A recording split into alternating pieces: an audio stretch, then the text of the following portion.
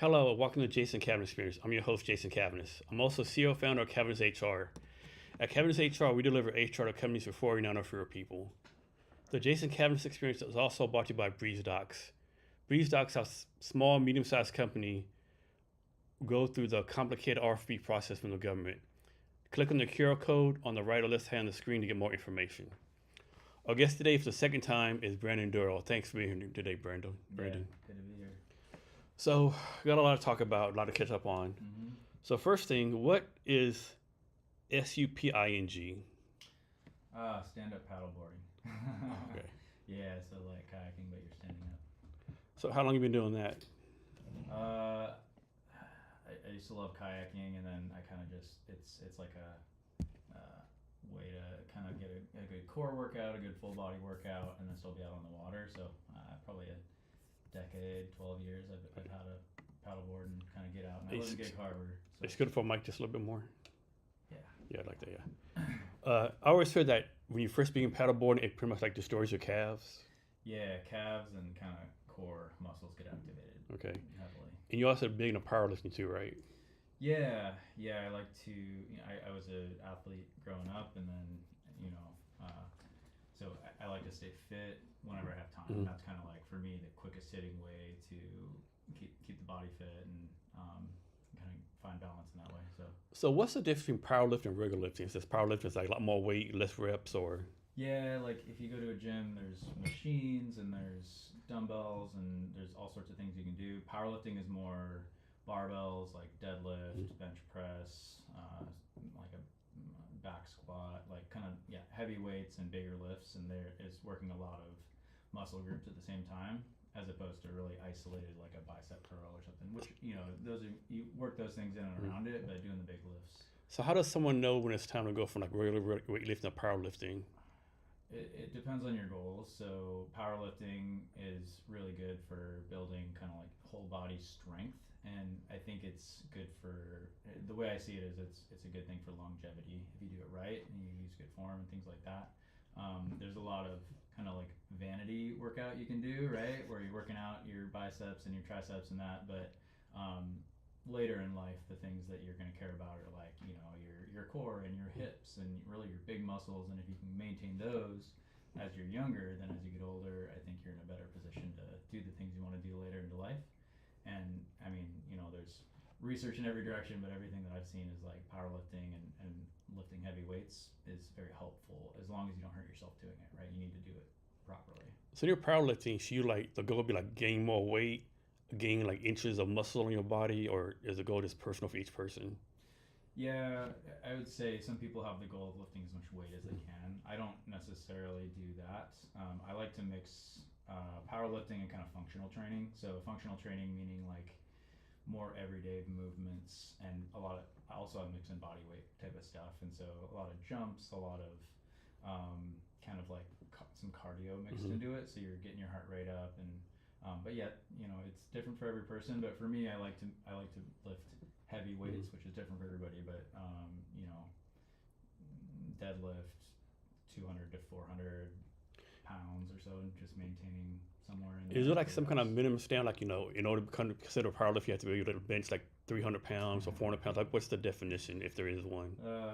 There's not a definition. I think like it's you can look out and see all sorts of people talking about like if you can bench more than 225 pounds, and that's just signified by two of the big plates on either side, right? Like if you can do more than that, it's good, and if you can't do that, it's kind of like the thing to strive for. That's not very much weight, right? Like power lifters, 3 and 4 plates, but for me, I used to be able to do a lot more, and right now I kind of like just try and maintain, at or above there, and like with deadlift maybe above 315 pounds.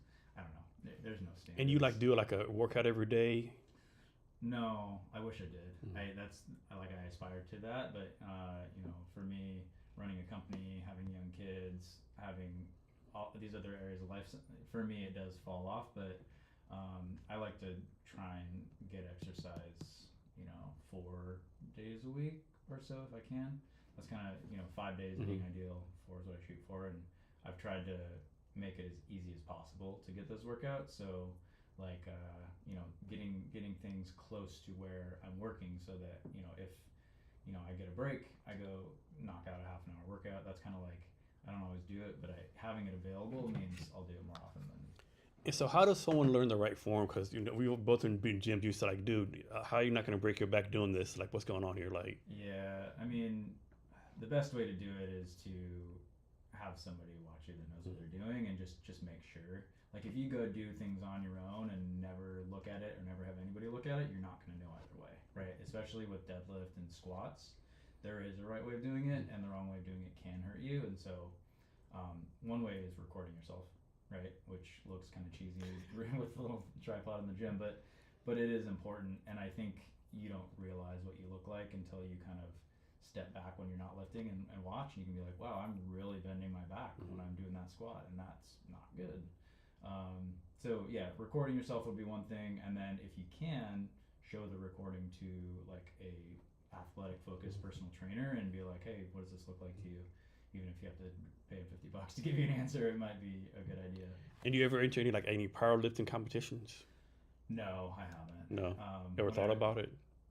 When I was younger and I started to lift more weight, like I had some friends that did that, but I don't know, like I've been on this, I've always kind of been more functionally fit. Like I've always been able to like do a lot of pull-ups and like run fast and far and those things, and also I'm strong, but like the balance of those two things, like I've never been like as strong as like professional powerlifters. Like I have a friend that can deadlift like 600-700 pounds. I've never been that, right? Like, and I'm okay with that too. Yeah. So a lot of people they do weights, or they do cycling, or do running, but you do all three. How's that you like combine all three? Most people just can only do one thing. Yeah, I think it's kind of personal goals. Like if I wanted to be really good at running, and I would probably not do as much of the other things. But for me, it keeps it fresh, and it's each one of those things is working your body in a different way, and it is a good balance. And so biking and running, both good cardio, but working different muscle groups, and also you can go do different things. Like you can go farther into different places on a bike than you can on a run. And then getting out on the water on a paddleboard, you're working different muscle groups, and also it's just fun to be on the water, right? So like, and I'm doing a hike tomorrow, getting out, I'm doing mailbox speak tomorrow with a friend, and so like in the summer in Seattle, when you can do things like that, I think it's, if you can get a good workout and be in one of the most beautiful places, like, yeah, you should do that. Yeah. So what's your definition of being fit? Well, I think there's plenty of health metrics around it that you can. I've listened to the book Outlive by Peter Attia, and that's kind of a longevity focused book, and it's like, hey, here's the specific things like that you can measure in your body that tell you if you're healthy or not. So like I can't read those off, but those exist. But I think for me, I kind of it's a personal feeling I have. And it's not necessarily how my body looks, but it's how I feel when I'm out and moving around. And I like to be able to do the things that I want to do with relative ease. So if I go out and I go on a run and I'm getting tired quickly, I know, right? If you're not kind of at the standard that you want to maintain. And to me, that's not peak athletic form, but it is like, early stage athletic form, right? I want to be able to do things easily, because I know as I get older, just that baseline is so much harder to maintain. And so keep the baseline higher when you're younger, and then when you're older, you'll still be able to do the thing at least, even if you can't be at the top of. And how does your eating habits play in this? Are you have a pretty good diet, or? Yeah, I do. I try not to eat too much. Like I try not to overeat, and then I try to keep kind of small, healthy. I don't want to call them snacks. I don't really snack, but like high protein meals, and I don't eat a lot of like junk food. I try to not eat too much fast food or anything like that. Just whole foods as much as I can. And yeah, I mean, when you are not eating healthy, all of those other activities are just harder. And so again, it's something that you, like for me, I can feel when I'm out of sync with my diet. So speaking of eating and drinking healthy, do you want some bourbon, or are you good? You normally drink on the show? Yeah. It's totally up to you. I'll have one for sure. Okay. Yeah. Which one do you want? Let's see. Do you have a favorite? I like Basil Hayden. We can do that. I mean, whichever we want to do. Yeah, let's do that. Okay. Yeah. Ouch. You have like a go-to bourbon? Actually, that's the last one I had from a bourbon. I like Japanese whiskey. It's the best. So like. Yeah. What's that one? It's like a yellow label. Yellow. Yeah, it's a Japanese Suntory whiskey. Suntory. Yeah, that's yeah. Suntory is the brand. They have Hibiki. They have the Yamazaki. That is my favorite. Yeah, I like that a lot. Brand over there. And then I had a good one recently. Nika is the brand. Mm-hmm. There's some good Japanese whiskeys. I think it's a good balance between a bourbon and like a Scotch. Yes. It's kind of right in the middle. Yep. Cheers, my friend. Yeah. Cheers. Thank you. So we're gonna go back in time. So you spent 12 years as a nuclear innovation program manager at the Department of Defense. Can you talk about that experience? Yeah. So it was nuclear engineering. So I got an engineering degree, hired into the Department of Defense. Kind of got like a master's in nuclear engineering, but not at a university. Like the DoD kind of run me through their programming, and it was specific to naval nuclear reactors. And so I was a nuclear test engineer at first. That means I was in charge of a nuclear reactor for in a maintenance period. Like I sign into logs, and anything that happens is my responsibility. So, and we'd be kind of modernizing the reactors, meaning like things go out of service or new technology comes out, we're like inserting it into this giant reactor plant, and every system that you take down to maintain or modernize it has a purpose, and so you have to go make sure the reactor stays safe while those systems are out of commission. And so installing test equipment, maintaining plant conditions, and also mostly managing people, so like naval sailors and officers, making sure that they understand everything that's needed to keep the plant safe when it's in this abnormal condition. So I kind of worked my way through that, and 12 years is a long time, right? And it's because it's such a big operation, and there's so many different roles, and I was able to kind of try new things about every 1 to 2 years, and then so it kept me very engaged. And for me, I like to do difficult things where I have to learn a lot, and it's important. And I found plenty of that in those roles. And then, so yeah, I worked my way up as a nuclear engineering manager, systems engineer, project engineer. And then at the end of it, I was doing kind of innovation and technology management for the DoD, specific to nuclear reactors. And that was the last role I had with DoD. So you might not know this, but like all these sailors that work in these nuclear submarines, nuclear ships, what's to keep them from like going like one of our quote unquote enemies and like giving secrets away or like telling them how we do things?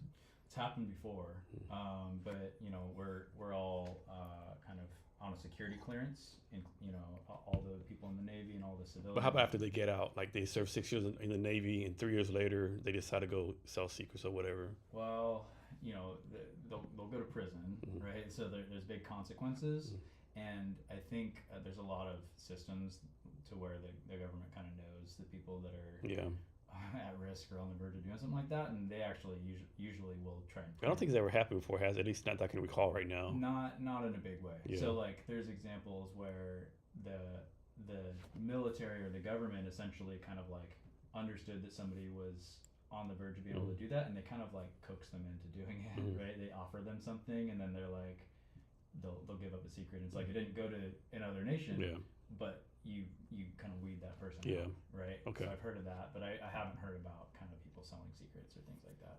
Last time I was here, we talked about how safe nuclear energy is, right? Yeah. You still feel the same way? I do, and I think I'm in the startup world now, and you get exposed to all the different people thinking about this, and so there's just a new wave of ways that we can use nuclear technology to solve the world's problems, and I think that's going to continue, right? Obviously there's fusion, and there's hundreds of companies trying to solve that, and at some point we will, and we'll have kind of better sources of power that don't have the same waste and storage problems. But even in kind of fission nuclear plants, making them smaller, making them modular, and just having better ways of controlling and storing those. And then also there's companies that use nuclear waste to provide kind of secondary power in different ways, right? So it's like the last time I talked about how one of the big problems with nuclear is you create all this waste and it just doesn't go away for 100,000 years, and you have to find a place to just bury it in the dirt and then control that. But if you can go then use that for another power source in another way, maybe you're not powering a city, but maybe you're powering a battery, for example, and that battery can last for a lot of years in remote places. That's great. There's companies that are doing that, and it's really cool. So I think it's just, you know, keeping an entrepreneurial mindset with nuclear can, you know, it can open up all sorts of different ways that it can be used into the future. So yeah, I'm a big proponent of nuclear. Of course, the people against that really bring out like Chernobyl, 3 Mile Island, the recent one, the one happened in Japan a few years ago. Yeah, Fukushima. Yeah, of course, when something bad happens, if bad happens, it's really bad. But every day there's oil leaks on pipelines all the time. Yeah. And it's like, yeah. There's been a lot less incidents in nuclear than in other power sources, right? So Has there ever been like any incident in the Navy part? Really, no, there hasn't been a major incident like a Chernobyl or like. So there's probably minor stuff that happens, probably, right? Yeah, and that's what they hang their track record is very solid, and it's really because they're not in the business of necessarily making money. They're in the business of doing it safely, and they do a really good job with that. Like being in that system, you can see why there are no major accidents. It's because like. The quality control has been insane. A tiny little scratch there is like a major nuclear accident. Yeah. Like, how could you allow that? Because this could become that, Like 5 steps down the line, it could become an incident. But you address it here, and so it never gets there. So. Do you happen to know what the oldest Navy ship is, like with the oldest nuclear reactor? So like the Enterprise was the first one, and that had a bunch of giant reactors in it. And it was like overpowered. And the Nimitz right now is the oldest nuclear powered carrier. And then I worked on carriers. Do you remember what year it was? Like it started? Oh man, it's a 50-year lifetime. Okay. And so it's coming up on it. So that's probably I don't. It's like the 80s. 80s, okay. Yeah. And it started with submarines, and so submarines are older. I don't remember the first. It was the Nautilus. First nuclear powered submarine. I worked on carriers, so I really kind of like focused energy there. But submarines are more obvious, right? Yeah. Like, you know, you can have a reactor in a submarine, it can go underwater, and the only limit is people. So like the sub could stand there for a long time, but the people need to come up, or else they'll go crazy. And is there like nuclear waste on these ships and submarines? And what do they do with it if there is? Well, so I would say, you know, there's nuclear fuel, and halfway through the life of the reactor, they defuel those and put new fuel in, and that fuel goes to Hanford. And they store it. Okay. And so there's coolant, which gets irradiated. It's the thing that's keeping the nuclear fuel, from overheating, and that stays within the reactor plant piping. And so they don't need to store it anywhere special. They just keep it within the pipes, and they strictly control leaks, right? And so there's all these, guidelines around if there's any leak or steam or anything. Here's exactly what you do so it doesn't, escape. And were you there with like studies done, like sailor, like this sailor was exposed to this radiation for 4 years, 5 years, anything like that? Yeah, it's that's the scary thing, for anybody that doesn't know a lot about nuclear when you first get there, and they teach you pretty early on that it's so controlled that the radiation you're getting, like, I've stood right next to the top of nuclear reactor power plants, control rods coming up all around me, right? But like the radiation levels there are less than an airplane flight. Okay. Like much less. And so early on in nuclear, before we understood it, yeah, that definitely happened, right? People got higher doses, and it's because we didn't understand what a dose was. A dose. Once you understood it, like, we got to control this. Like you see the movies where they did the first nuclear atomic test in New Mexico, and everyone's just like within, right, they're right there, right? Yeah, not good. No, like, man. But that doesn't really happen at all. So if even I would say when it gets to the level of even being on like a long haul plane flight, that it's considered a major problem. Okay. Right? And they control that heavily, and everybody, when you're in those spaces, you have tracking systems, so it's telling you how much dose you have, and if you get a lot, you can't go in there anymore. Okay. And they get a different worker going. I'm guessing it'd be like on these nuclear submarines or ships, you got to be kind of smart. You can't just be like a regular sailor, right? You got to have some kind of like high test score, like some kind of characteristic, right? Yeah, they have a program where they kind of specially grab very specific types of people and put them through the programs. Nuclear power school is no joke. The sailors that make it out of that, they can oftentimes get out of the Navy and go do plenty of different jobs because they have they're highly trained, and just like any program, when it's really rigorous like that, you kind of learn how to learn. and then you can go to any job and learn how to learn and do well at it. And so, yeah, it's a different breed. Not everybody likes it, Mhm. you know. Like there's a lot of people, a lot of burnout Yeah. in programs like that, and so maybe they're not the happiest always, but they are super smart. Have to imagine they get some crazy high bonuses, I'm guessing. Yeah, it's higher. Yeah, across the board. So civilian and in the Navy, there's perks to having to do the harder work, I guess. So talk about entrepreneurship, right? Like I told you pre-talk, I did my podcast in Vietnam for 3 months at 18 podcasts. So I did it it's a VC firm called Earth VC. They do like deep tech, climate tech things. Cool. They actually invested in a company Austin. And to me, this is crazy. I kind of want them to succeed because they want to give everybody their own little nuclear reactor and get all the energy from there, One of right? the companies they invested in. Yeah, does? it's out of Austin. Yeah, Oh wow. yeah. I'll send you the link to So it. just a small personal Yeah, power device. I don't know if I want everyone to have fucking personal nuclear reactor. I don't know how I feel about that, right? Yeah, But yeah, yeah. they're just Yeah, I mean, at a small size and controlled, there's only so much power you can get out of it, but there's plenty of things you can do with low power needs. So yeah, I'll take a look. That sounds Yeah. interesting. yeah. So what did you learn from your Department of Defense experience that's helping you out be an entrepreneur right now? A lot of it was organizational kind of communication styles and I would say gaining champions to do the things you want to do. And so especially when I was in innovation and technology, it was something that was new. Not everybody understood it or supported it. And so there was a lot of pitching, a lot of negotiating, a lot of convincing, a lot of money, right? Like here's the budget. Nothing's budgeted towards this. How do I carve some of that to go over here?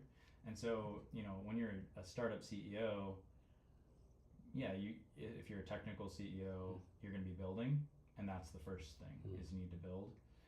But once you have something technology related, you're then just convincing people that it's worth anything, right? Convincing people the value of it, whether that's for money or for customers or for team members to come join you, advisors. You're just convincing constantly. And so if you are in a technical role and you don't have to convince anybody of anything ever, you're not really getting the service. And so if you can get into that uncomfortable spot of people not supporting what you're doing right away and you have to get them over to your side, that's what's going to make it more like a startup or entrepreneurship, because if you don't push it, it doesn't happen. And that's so different than in most places where you're put into a role because it already exists and you need to build it, grow it, or maintain it. But if it doesn't exist yet, you need to create it and you need to convince people that it's important. That's what the entrepreneurship job is, right? And yeah, I would say for most of my career I didn't necessarily have that, but on the tail end of my career there I had a lot of it, and there was a lot of direct translations, I would say.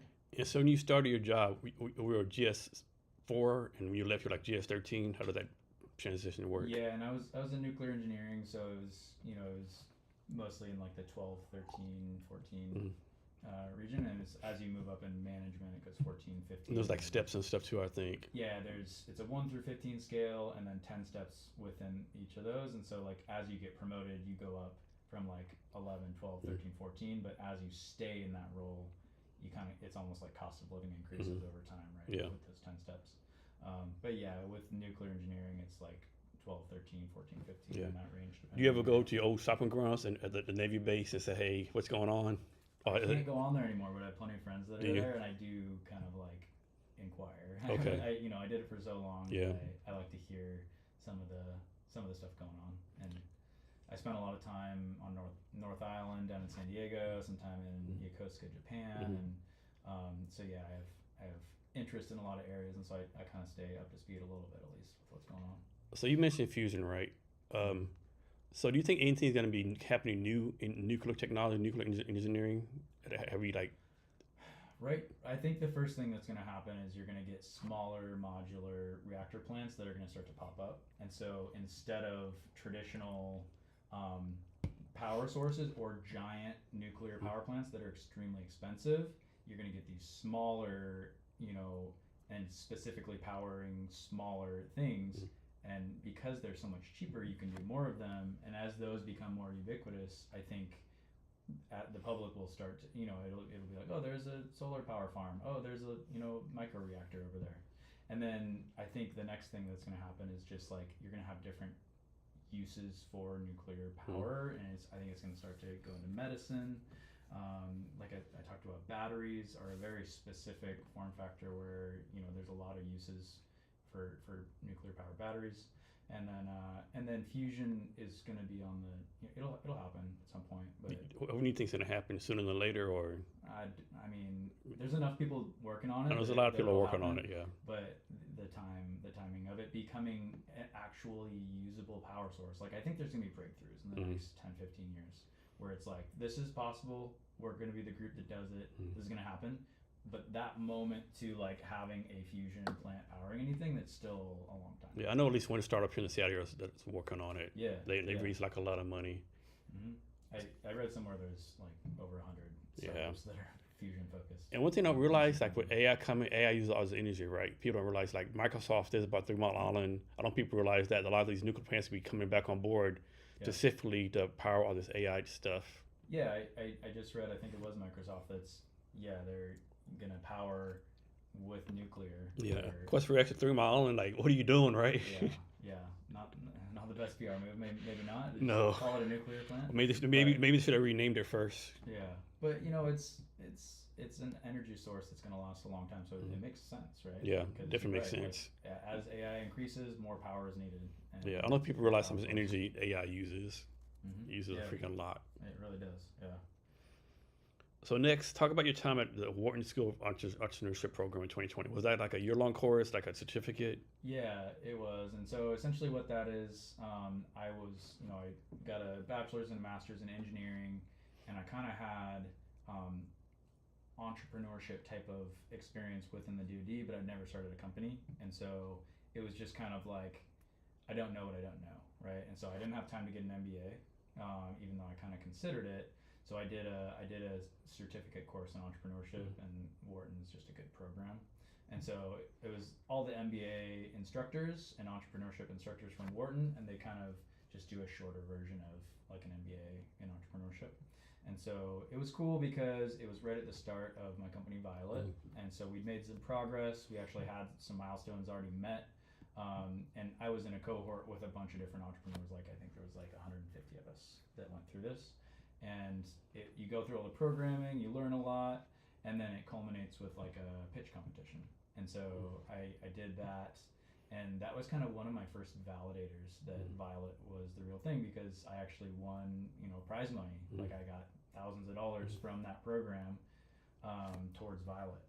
And so I was like, okay, yeah, like, if this group believes that it's valuable out of all these 150 other companies, that was like, at that point I was still, considering whether I was going to go do Violett full time and make it a big thing, and that was one of the hurdles that I got through, where I was like, okay, cool, yeah, maybe this is a thing. Does Violett represent anything, or was it just like a random name you picked? Well, kind of the core technology in the original patent filed uses ultraviolet light. UVC light is one of the mechanisms we use to kill viruses, bacteria, things like that in the air.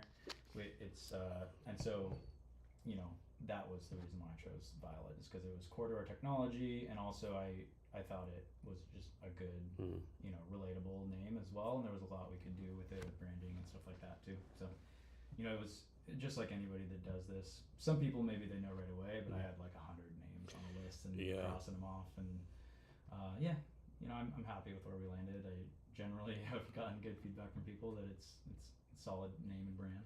So what's the number one health concern Violett's preventing? The number one health concern y'all are preventing? Yeah, so we solve a lot of problems. We started with, we kill viruses and kind of disease causing things in the air better than anyone else. Like at our core, that's what we can do better than any other product. So if there's RSV, if there's flu, if there's bird flu, if there's COVID, whatever it is, if our device, our technology is operating in here, it's going to be killing that extremely effectively so that I don't transmit it to you. And so we do the other things too, and the thing is, there's a lot of air purifiers, right? So, and air purifiers filter. HEPA is the best form of filtration that you're going to find in an air purifier. And that's going to do great with dust, pollen, wildfire smoke, and then some amount of viruses in the air. Some amount of viruses make it through filters, and that's kind of the core issue, is that those products are good, but they're not perfect at preventing disease transmission, right? If you want to take it to the next level where it's like in an indoor environment, we can prevent each other from getting sick in a lot of circumstances. That's where that's like the next step that we provide.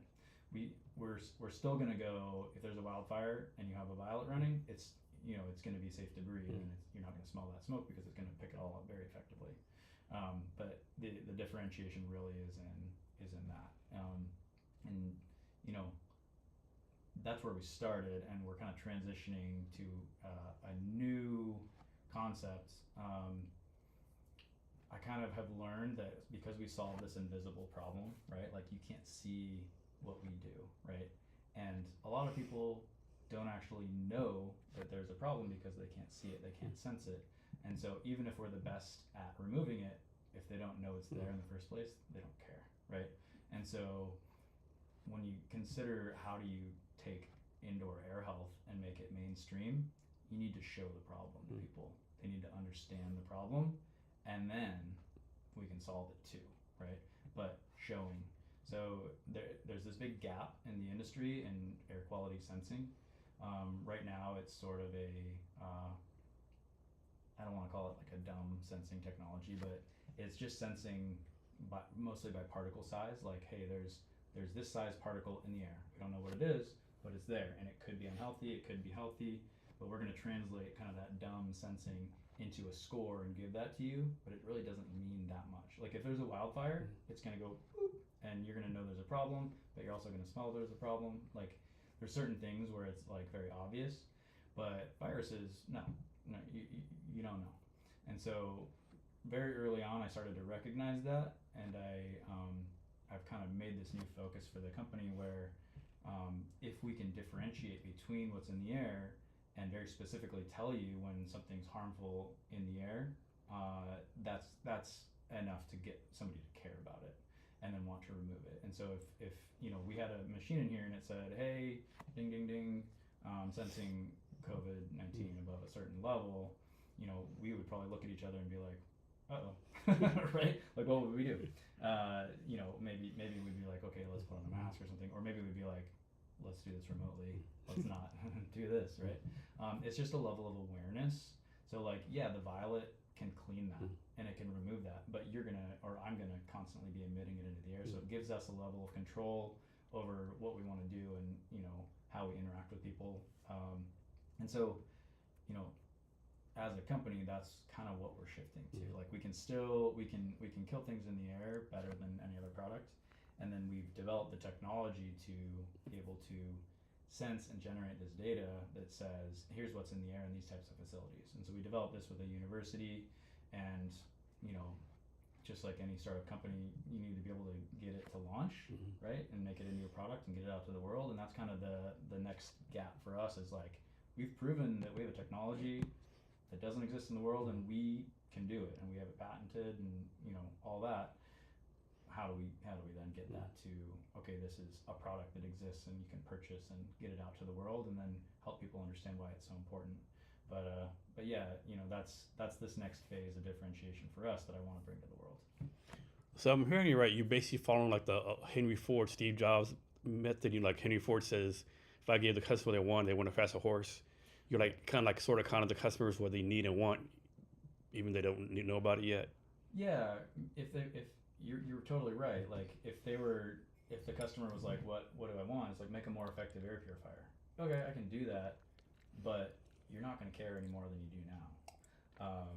Yeah, so it's really showing them something that has never existed before, and then once they see that, it's helping them understand why it's important, and then it's kind of a paradigm shift. And like, how you doing this for actually like scaring the shit out of them, so to speak? Like, get my product because all the air is poisonous around you.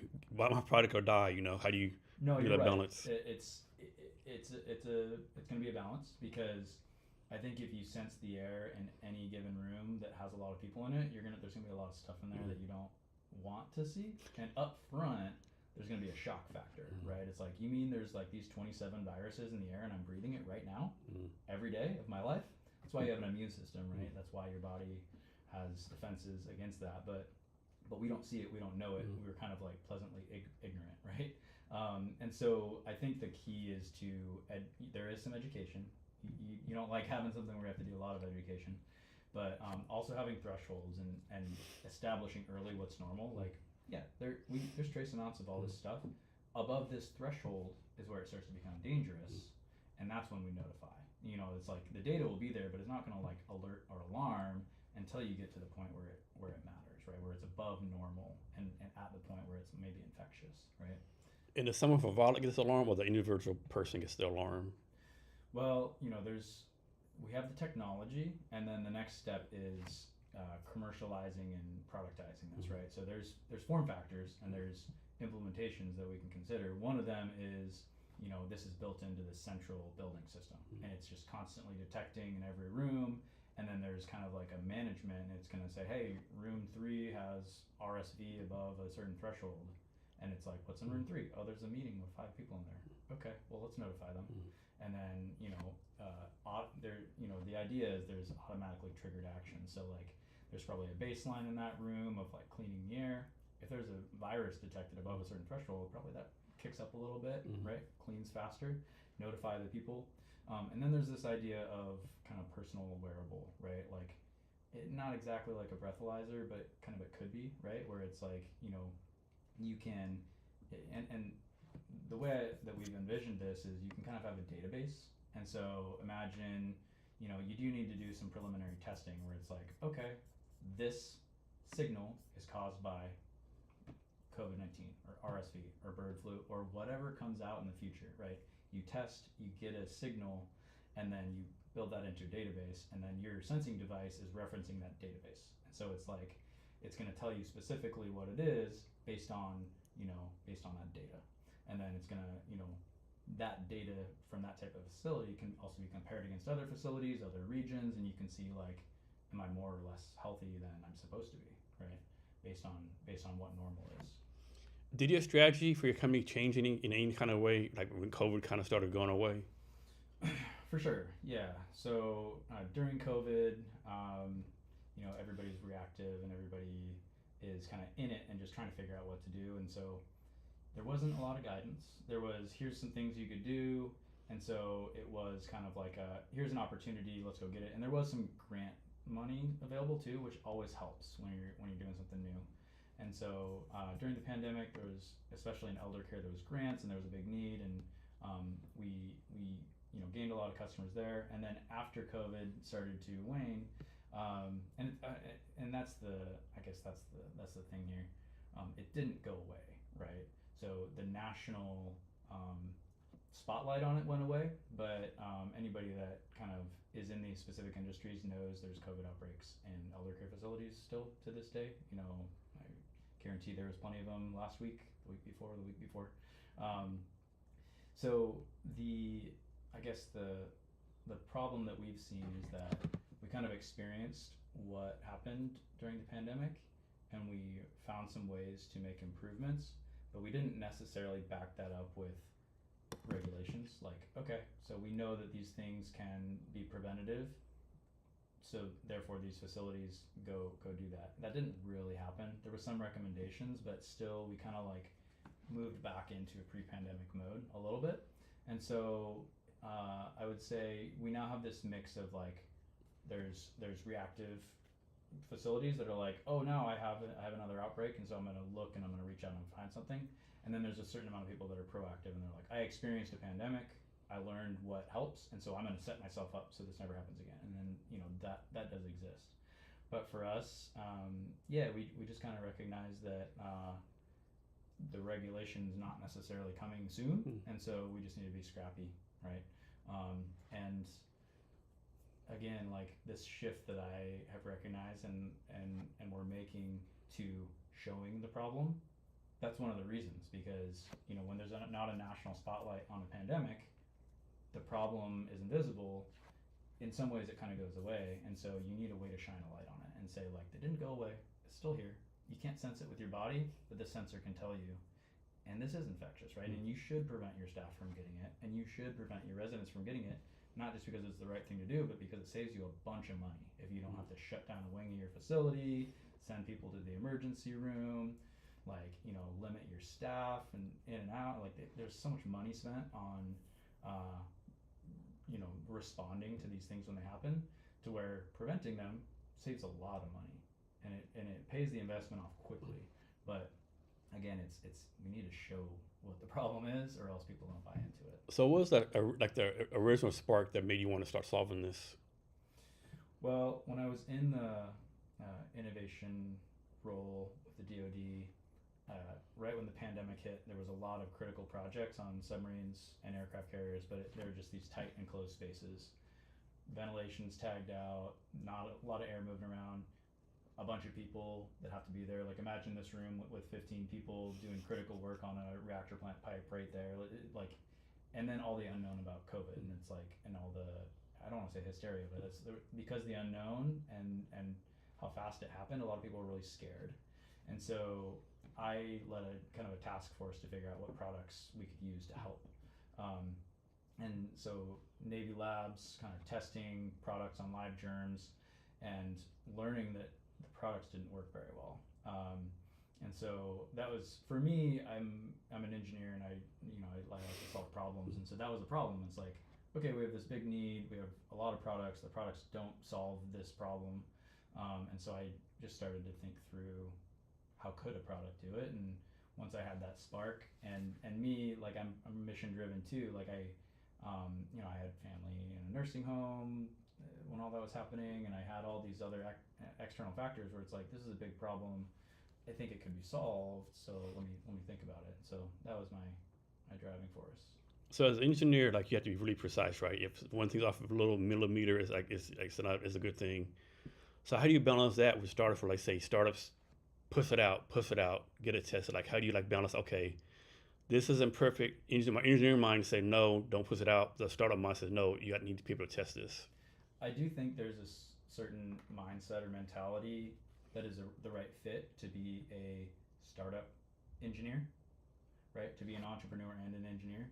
And I would say, for better or for worse, like there's no fault in this, but some engineers are exactly like you described, where it's like, here's the very exact thing that has to happen for this to work, and I'm gonna just live here until it's, I don't want to say perfect, but close to perfect, and then I'll bring it to the world. And that doesn't, like you're saying, that doesn't work. And so I'm not that. I'm more of a, I understand the finer details, but I also live in the bigger picture vision of all the things that need to happen. And so I feel like I can balance that pretty well. So I did a systems engineering focus in my master's degree, and that, I think that kind of opened that up a little bit for me, where it was like, I did chemical engineering, I did nuclear engineering, I did a lot of very small focused specific things. But systems engineering is like, okay, take 10 steps back, and how does this all work together, right? And how do all those little things need to happen in a sequence to get to this end goal?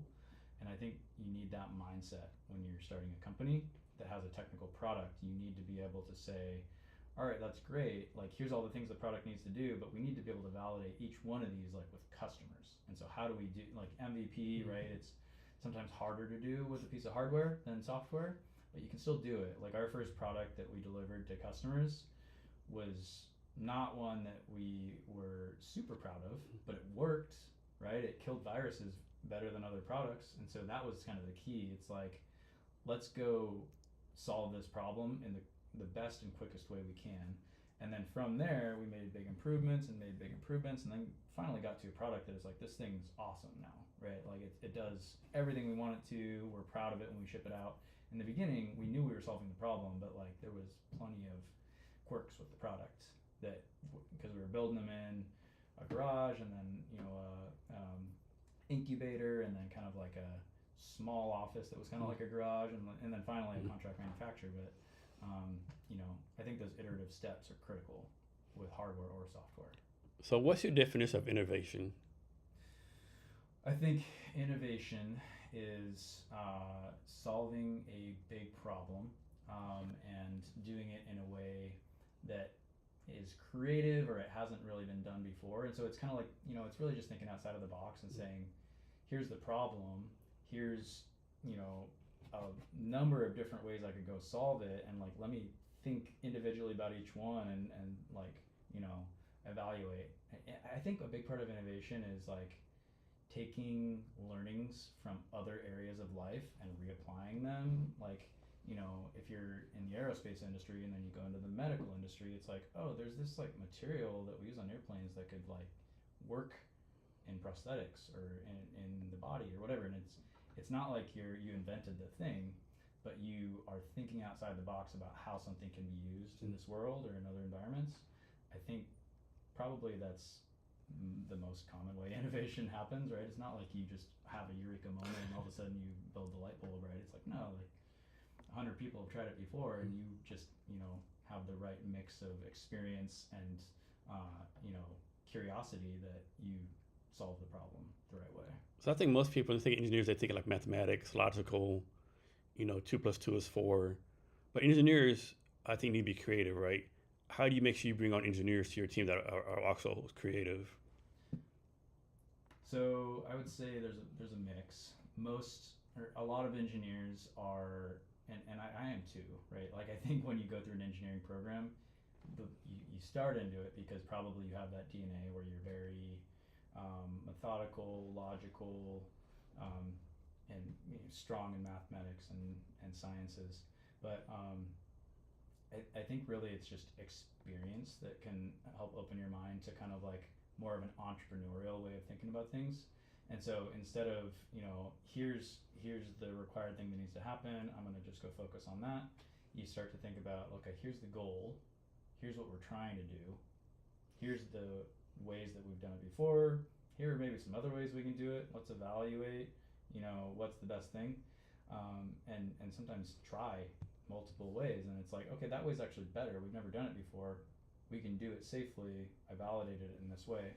I think you can use engineering rigor to safely test and validate other ways of doing things without just like, you know, unsafely jumping in.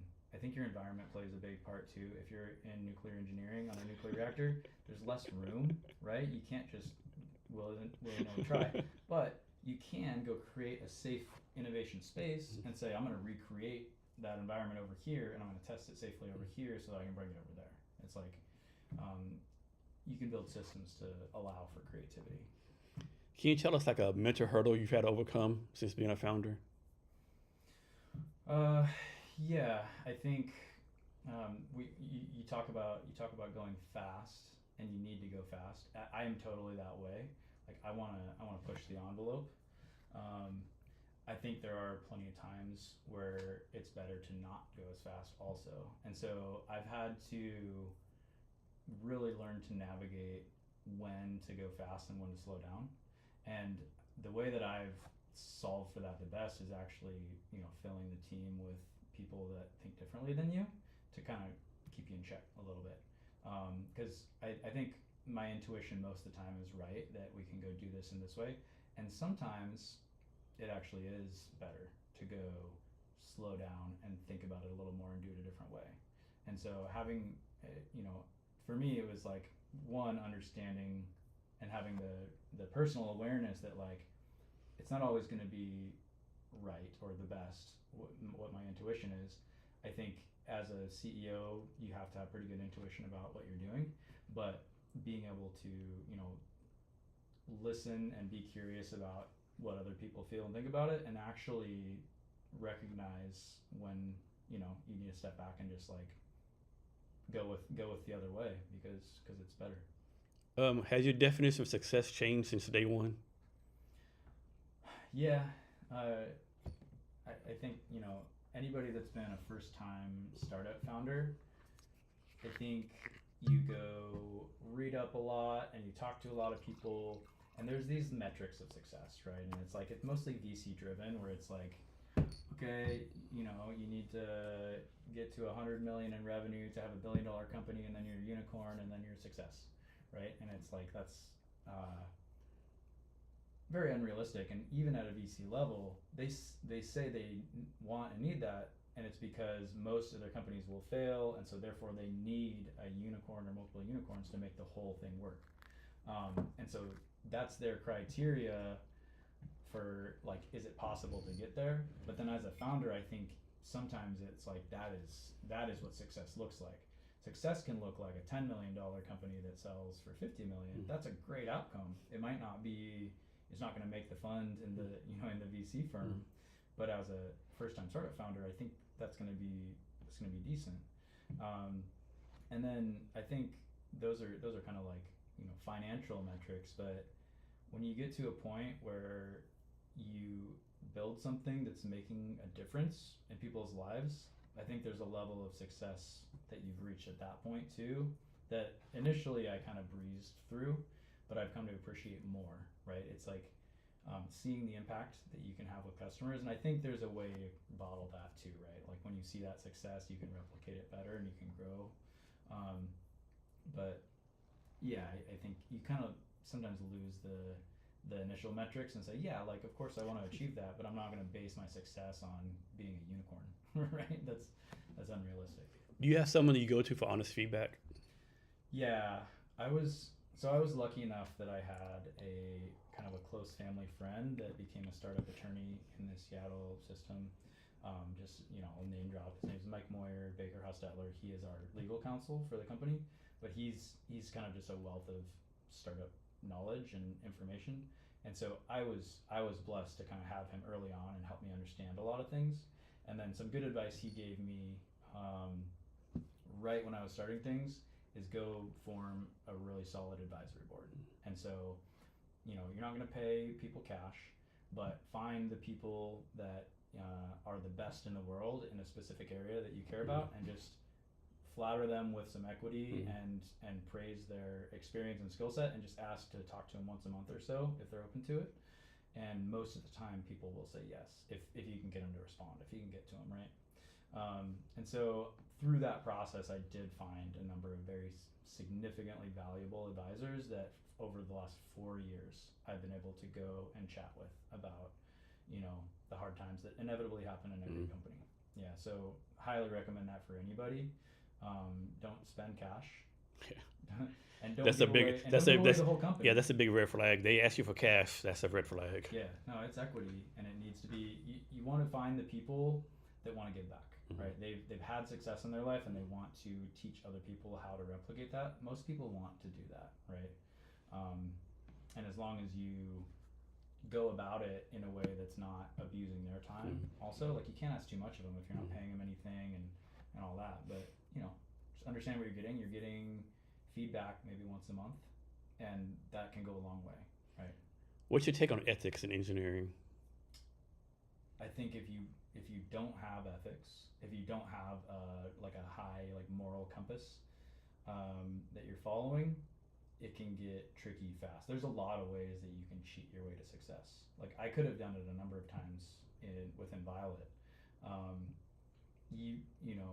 It's so critically important because you don't know what's going to happen down the line. Like you make one kind of questionable decision that brings ethics into question.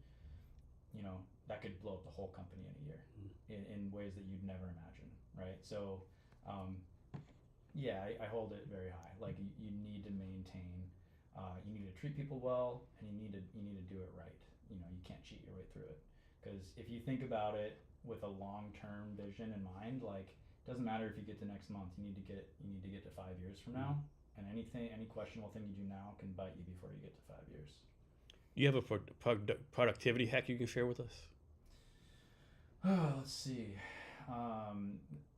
So one of my founder friends created the company Violett. Essentially, it's a productivity tool that you can put on your computer. It has like a Pomodoro timer.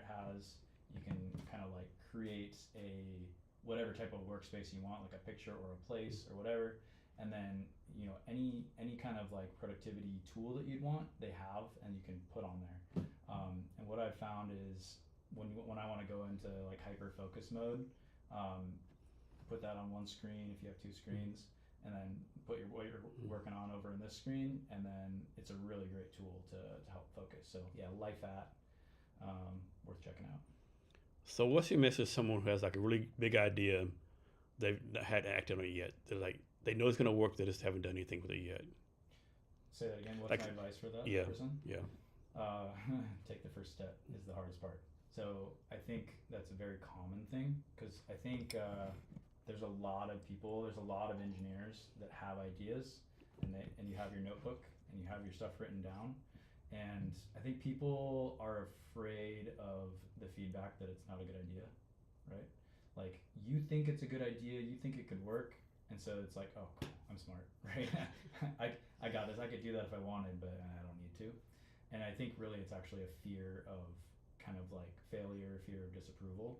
And so the best thing you can do is actually tell somebody about that idea. Like, hey, what do you think about this? Because you're not giving anything away. No, you're like, nobody's gonna steal it. Nobody's gonna build it into a company. You're the only one that's gonna do that. You're not going to tell like a spy. You're telling a trusted friend, right? They're not gonna steal your thing. So tell somebody that's not your mom and is not going to be like a cheerleader, but is going to be like, oh, that sounds dumb. What are you talking about? Right? It's like, really? Why do you think it's dumb? And then, you know, if you give them your full shot about why you think it's cool, and they're just like, yeah, I don't see it, then maybe it's like, take that feedback. Okay, well, I'll talk to one more person, and if I'm crazy, I'm crazy. I'll move on to the next thing, right? But like, the regret's going to be you have your list of stuff, you never did any of them down the line, right? It's like, you can, and I think the more you do that, the more you filter through your ideas, the more ideas start to pop up, right? So yeah, you take the first step, talk to somebody about it, get their feedback, and if the feedback's good, then you gotta try it, right? You gotta commit to yourself, like, I'm gonna tell somebody, and if they think it's as awesome as I do, like, do the first step, build, 3D print it, prototype it, code it, whatever you wanna do. If you have the idea, typically you have some knowledge or ability to go do like a rough prototype. Like, no one says I'm gonna build a nuclear rocket with no knowledge of science of nuclear rockets, right? You have some kind of some minimal background in the problem. Exactly. Yeah. Or you at least know there's people you can find to help, right? Because not every founder is a technical founder. Some people have really good ideas and they can't build it, but they know what needs to be built, right?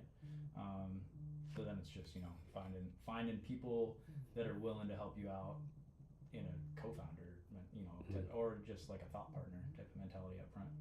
So what's something you've accomplished in your life that you're very proud of, but it's not public knowledge? Like, no one knows about it except for you, maybe close family, friends. Interesting.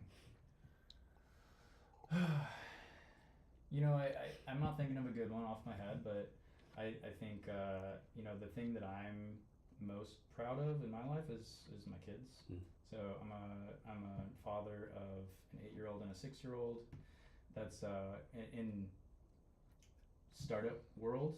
That's I think it's probably more common than people think, but it's not talked about a ton because what I've experienced is sometimes it's looked at as like a distraction, right? It's like, oh, you can't work as many hours because you have commitments to your family or kids or these other things, and that's true. But for me, what it does is it acts as this kind of like positive force in my life that allows me to bring my whole self to work when I go, right?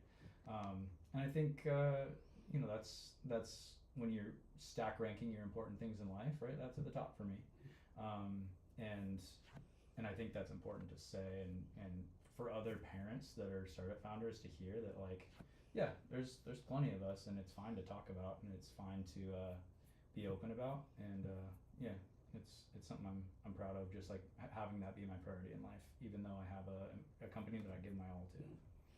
So I can't remember if I got this from your bio or from LinkedIn or someplace else, but it said, built Violett technology into a product that has proven to be the most effective at eliminating pollutants like viruses in the air.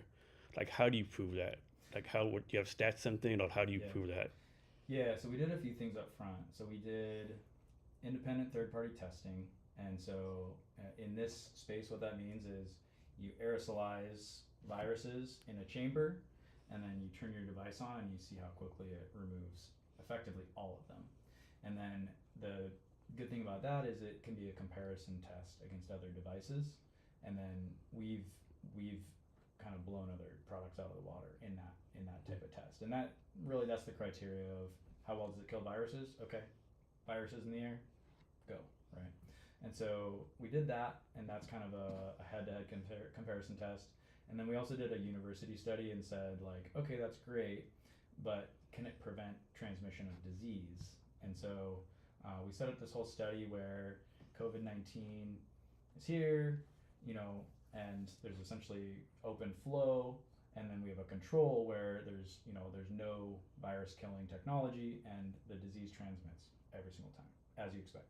And then in the study, you turn on the device and you test if there's any transmission, and very robustly across the board, there was no trace of the virus over there.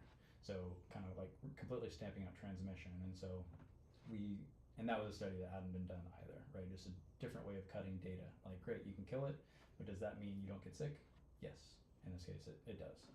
And so that's kind of the robustness we did early on to validate that, like, as a technology, this works. Now, as a product that we need to market and educate and get out to the world, that's the next challenge, right? So how have you convinced like these facilities to use your products? Is it a kind of marketing plan, or how do you have you convinced them, especially in the early days when no one knew how good your product was?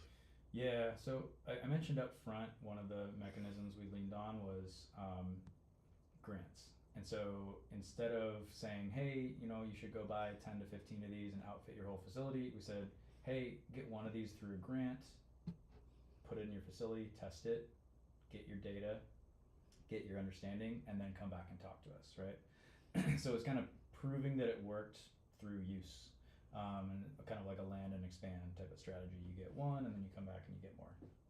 So that was one mechanism.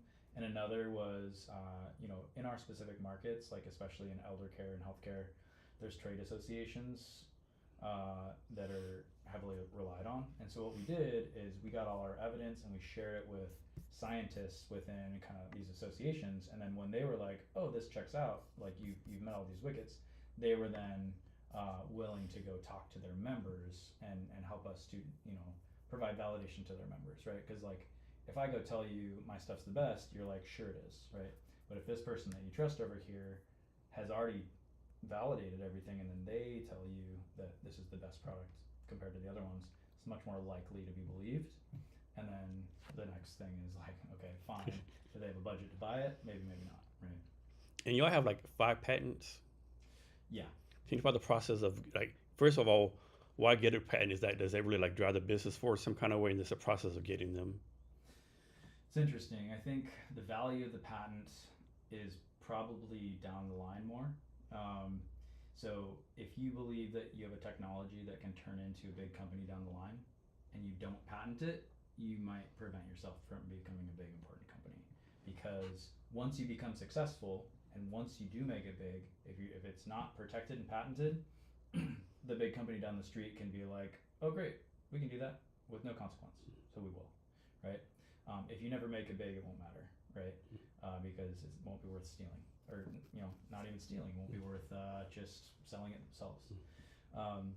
And then the other piece of it is if you do require funding, if you require venture capital, angel investment, they're going to want to understand why nobody else can do this and what your specific differentiated value is and why it's protected, right? What's your moat?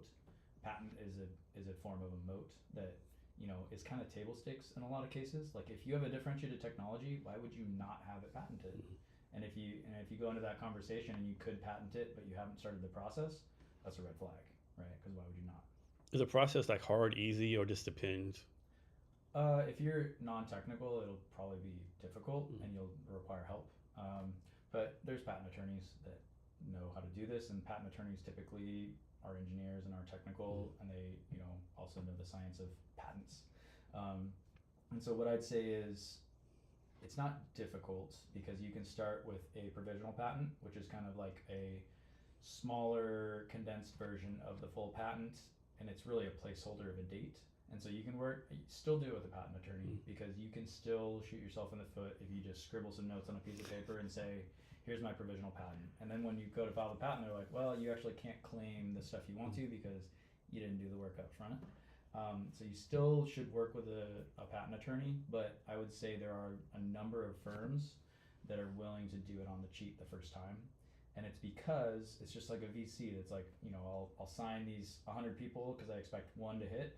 A patent attorney wants to get people in the door working with them because typically if you're an inventor or you have a lot of ideas, you patent this one, you're probably going to have a few more down the line, or you might, right? And so that's what they're banking on, and at a certain point, you're going to be paying full price for these patents. So yeah, I've used some good patent attorneys that help me understand the process, and I followed that pretty much every time where you file a provisional. You have 1 year after that date to go file a utility patent or non-provisional patent. And that's the time you give yourself to figure it out. Do you have any other patents you're working on right now? Not actively. I have a few kind of things that potentially could be, but yeah, not right now. What we're doing right now is the stuff that we have recently patented. We're working to try and commercialize that and bring it to market. So you mentioned like elder care facilities. Are there any other like demographics you're going after besides the elder care? Yeah, so education and kind of like childcare is an important one. When you look at who's the most impacted by bad air health indoors, old, young, immune compromised, right? So elder care, education, and then healthcare is on there too. It's just always been kind of like out of reach for us because it's just longer cycles, more work. I think once you get to a certain point of development, you can start to go after healthcare, unless you have a really strong in. But and then on the back end of it, it's like workplace. Where people congregate, where you want them to be productive, at work. And if remote work is going away and more people are in the office, you want them to be productive, you want them to be healthy, and so in a workplace makes a lot of sense too. So I think with startups, a lot of startups channels like the goals have like tech and marketing like right, side by side, right? Usually the tech's here, sales and marketing is down here, or vice versa, right? How have you kind of balance it or make sure they're both at the same level? Yeah, well, I think as you grow as a company and get bigger, that becomes more critical that you're intentional about that, because it's very easy for the tech group to kind of silo and the marketing group to kind of silo unless you're intentional and just combine them. When you're at the early stage and you kind of have like a couple or a few people in each thing and you're a tiny little team, it's a lot easier. You still need to make sure they're talking. It's in the early stage, it's the CEO's job to be like, you from marketing, you from technology, make sure you have like a bi-weekly meeting where you're on the same page, right? Because they might not do that without you saying it, but it's not like a regular drumbeat where you really need to reinforce it a ton. But as you grow, it becomes harder and harder to do. Can you talk about even the partners you have helping you build this out? Yeah, so I won't talk specifics, but I think working with universities has been really good for us. So like I mentioned a study that we did for prevention of transmission of COVID-19 with our product. We did that with a university, and I think one, it provides a level of credibility and kind of like third party independent. Like they don't care about our company, right? They care about science.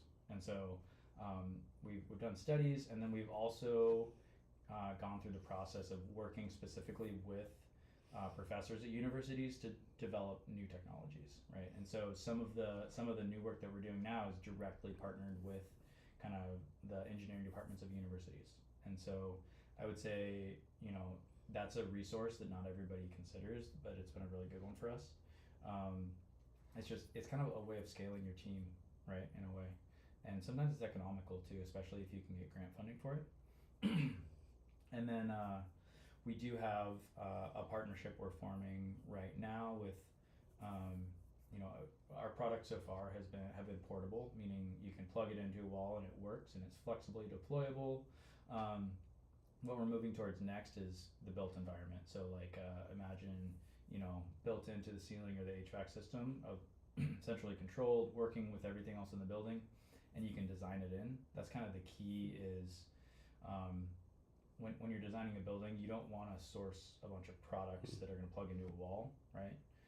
That's kind of like way down the line. And so if we can develop a product that meets the need and it's built into the plan or the design for the building architecturally, that's ideal. And so we have a partner right now that we're working with where that's a reality. And so it's a national partner, and they do a lot of technology kind of in commercial ceilings and ceiling tiles. And so it's not a launch partnership yet, but we're excited and they're excited, and it's we have the best technology. They have the industry expertise, the sales reach, and the development capabilities to go make this national and global.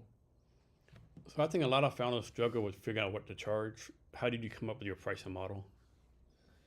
Yeah, that, I would say it's one that we've had to kind of learn the hard way a few times. So we started out pretty low, and that during COVID, and it was like, let's get our product out there.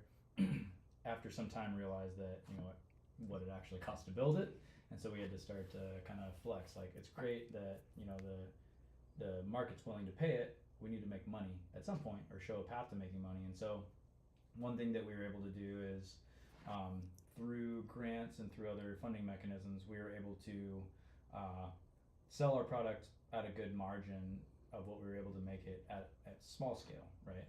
And then, I think with hardware, it's two-part. It's like, what's your cost of goods, and what's your gross margin, and then what is the market willing to pay? And you kind of don't know either up front, right? You do all your work to learn about your cost of goods or your COGS, but there's new information that comes in every day, and you learn. But then, like, understanding what people are willing to pay, it takes time, right? And that was a year or two of learning before we really dialed that in. So I would say we didn't have any magic, but you do know that as a piece of hardware, you need to have, especially if you're looking for venture funding, you need to be 50 to 70% gross margin on a piece of hardware for it to be attractive. And so that needs to be your target. And if the market's not willing to pay what your product is with a 70% margin, where can you build it cheaper? How can you build it cheaper, right? And when you have a product that's aiming to be the best in the world, which we have always done, like the most effective, there are added costs to making it the best, right? And so what of those are important? What of those are critical? If you know that the customer is not willing to pay the price it takes, sometimes you gotta back off some of the technical achievements. And where are you making this at? It's like factory in Gig Harbor or factory in China, India? Or like, where are you actually making it? It's in Washington. Yeah, so we're still building in Washington State. We haven't gone overseas.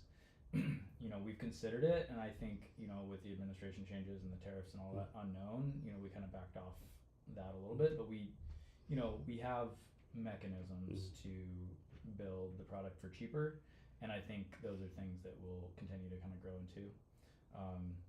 But yeah, as of now, we're built in Washington State, and it's a great thing because there's highly capable manufacturers in Washington State.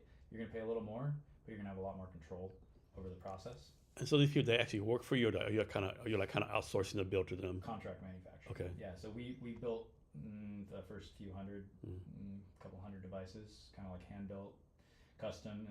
Everyone's one of one, right? They're all they were all good quality, but it's like we were not a professional manufacturing company, right? We made a couple hundred prototypes, right? and how do you make sure the quality control of this place is like top notch and to your level?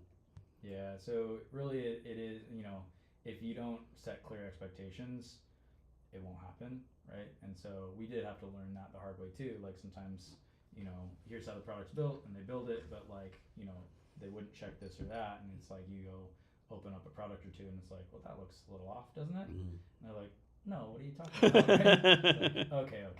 Here's what you need to check every single time, and you gotta do it every single time.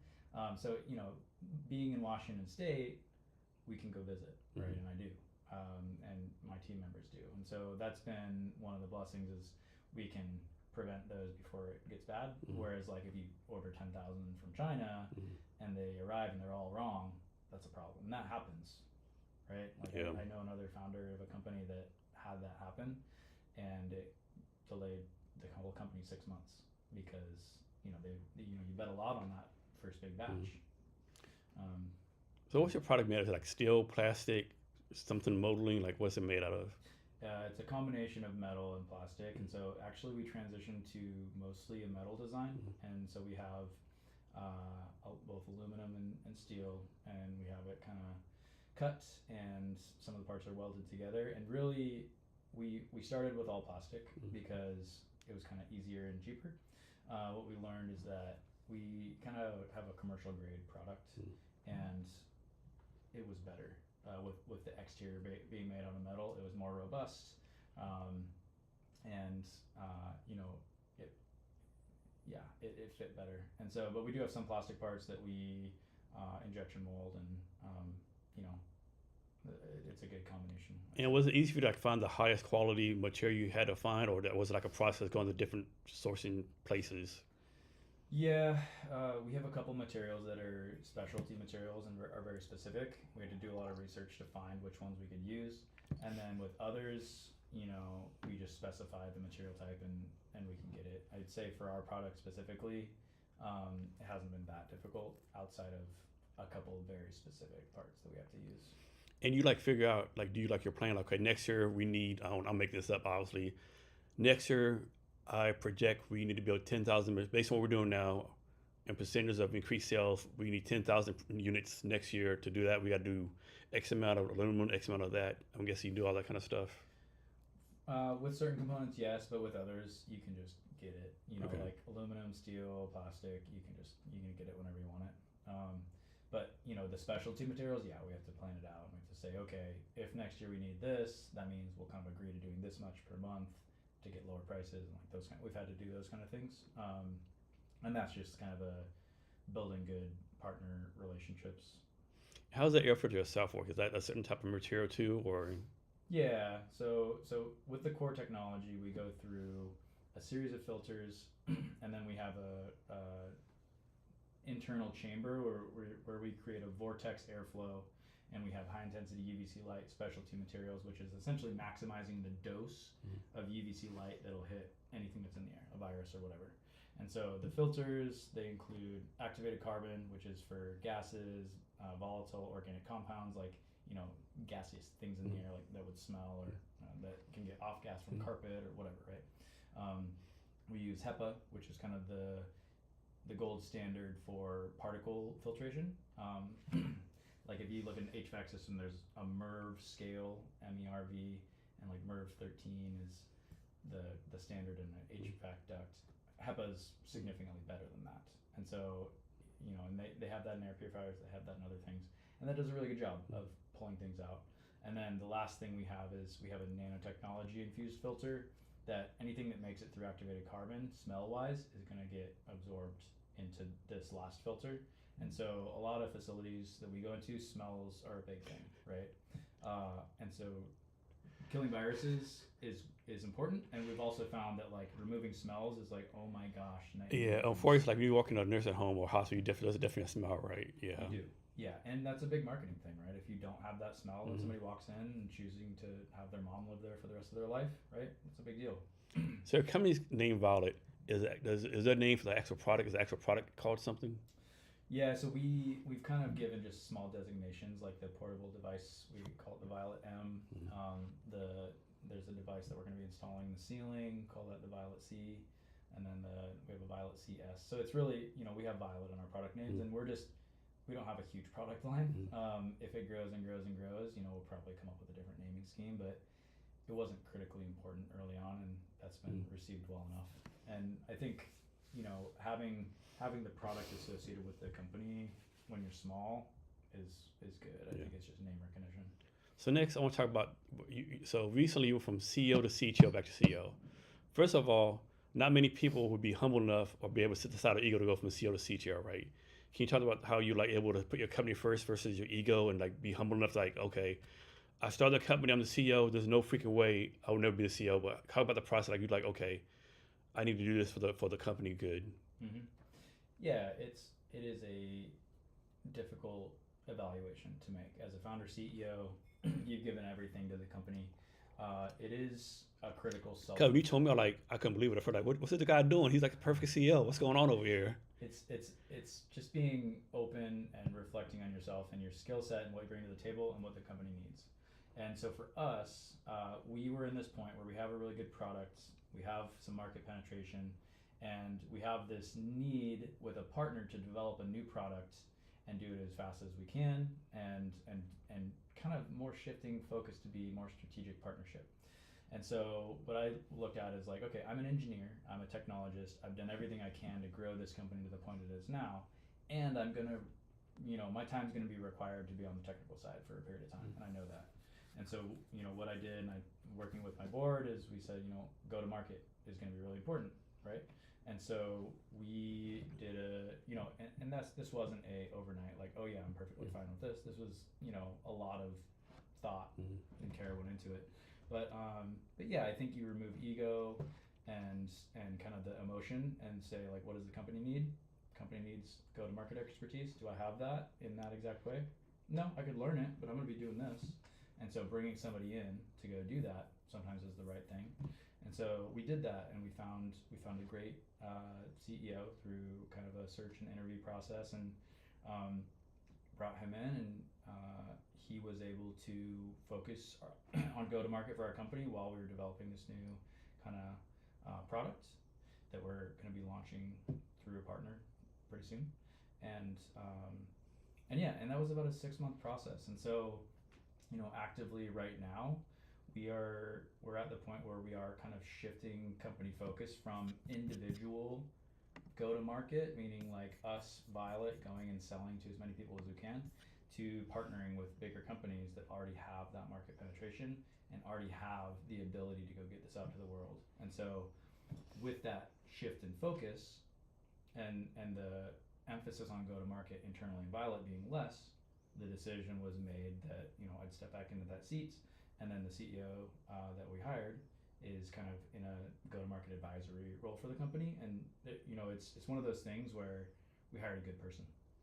So there was no like pushback from him, like, what the hell are you doing? You hired me CEO, now you're gonna get rid of me in 6 months, like no like drama or nothing. No, it was a really good partnership, and it was, again, an acknowledgement of like, what does the company need? What's the best thing? And so yeah, it could have gone a lot of different ways, but I'd say it went as smooth as it could. And I think we're set up in a position now where scoot up just a little bit. Yeah, we're in a position now where we can give it our best shot to go find the right strategic partner, and we have a few that we're in really good conversations with, and it's looking like we're gonna kind of get to this next phase, and it's gonna be very positive. And so I think interviewing well is an important part of that, right? It's like you can get the highest performer that's like maybe not the best person, and maybe it would have gone a lot worse, right? So changing subjects, how does someone build a sauna? A sauna? Yeah. There's the easy way and there's the hard way. I'm guessing you picked the hard way. I didn't actually. I picked the easy way, and that is you get a kit. And then I say easy. You still have to take quite a bit of time to build it, but like, I have a friend who's into woodworking, and I built my sauna from a kit. And it's like they ship all the wood, it's already cut, and it's bands and all this stuff, and you have to take a bunch of time following these instructions and putting it together, and oh my gosh, life-changing. Yeah, it's like if you can have a sauna at your house, and ours is small. Is it inside the house or outside? It's right outside in a covered area, and it heats up pretty quickly. And so for me, like, if I have a spare 20 to 30 minutes, I can go take a 200-degree sauna and just be like completely rejuvenated and relaxed. I like to do it beginning of the day or end of the day, but man, yeah, that's a life changer. Because if I can do a workout, a quick hitting workout and a quick sauna, that's like, check. So you're gonna make yourself a cold plunge bath next?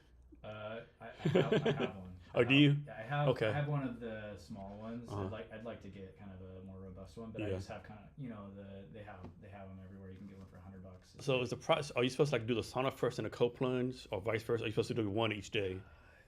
I like to do them both. I think if doing the cold plunge by itself, some people can do that. If I don't have the sauna, the cold plunge is less appealing. But when you do the sauna and you kind of come out of it and you're feeling pretty good, and then you get in the cold plunge, that's a pretty darn good feeling. But I like, my favorite thing is to do a rotation kind of back and forth a few times. And is like you do this first thing in the morning after work, or just depends? First thing in the morning is good, but honestly, like late at night is great, because you go through that and you just crash immediately. Yeah, it sets your body up for sleep really well. So just talk about how you prioritize stuff. Like, you have kids, you have a startup, you don't know what you do for stuff. I'm presuming you have some friends you hang out with once in a while, sometimes, friends you have, like all this stuff going on, right? How do you prioritize stuff? That's probably the most important thing, is just setting up your own personal expectations and your own personal prioritization. For me, it's getting very organized around what are my parenting responsibilities. Like, what are the events that I have to go meet? So that's locked in, and then I build, and obviously I have to minimize. There's a work day, right? And there's hours where you have to minimize that, but for me, I kind of build my work around that, and then what I've found the only way to get the personal routine in is to schedule that into. It's like, on Tuesday, I only have time at between 6 and 7 in the morning. And so therefore that is the time that I would be able to do that routine if I were going to do it. And if I don't like intentionally schedule it in, then the whole day goes by and it doesn't happen, right? And so it's just being intentional, scheduling it in and understanding the priorities, right? For me, I'm going to be a good parent. And so I'm gonna prioritize that. I'm gonna build that in, and then I would say personal fitness is the one that's fallen off the easiest, and I've scheduled last. And I think that's probably true for so many people, right? You want to take care of everybody else before yourself, but awesome. I'm gonna start working out tomorrow. Yeah. And it's so easy to hit the snooze button, or like it's so comfortable, like it's hard. So I haven't always been the best, but when I'm the happiest is when I take care of myself too. So how do you think you being an entrepreneur is like rubbing off your kids? Like I personally think if you're a parent's entrepreneur, your kids are picking stuff up right, even if you're not like teaching them some kind of way, it's just rubbing off right. They've seen what dad's doing. Yeah. They've seen, I think this makes you a better parent. Yeah, I think so, and it's tough to know what your kids would be like if they weren't around that, but it seems like kind of creativity and curiosity rub off a little bit. Like if you're curious about things, kind of even like over the top sometimes, like curious in a way that you're really like asking a lot of questions about things that you know the answer to, but you're helping kids understand that, trying to understand and being curious about why things work the way they do, how you would go solve a certain problem. Like it rubs off, and it's one of those things where just modeling it for your kids, what the values that you think are important.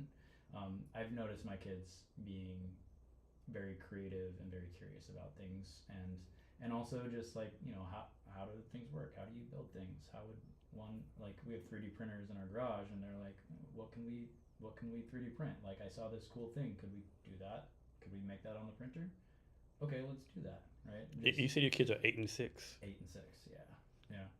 And I think also, they're schools these days, if you get in the right school too, like they're already coding, they're doing all sorts of stuff that I never did when I was in school, and they pick it up so quickly. It's like, kids can learn languages very well when they're young. Learning different technologies is no different, right? They can understand things. And so your kids, like, I'm assuming you share stuff, but how do you make sure, like, do you share everything? Do you like make sure to share the great things, or you like, suppose you had a bad day, you share that with them, like you give them the whole total picture of how you balance that? Yeah, I think it's important that your kids see you struggle sometimes. Yeah, I definitely agree with that. Yeah. If you put on a face that everything's fine, they'll feel like they have to do that too, and they'll, I think over time they'll start to kind of bury stuff, right?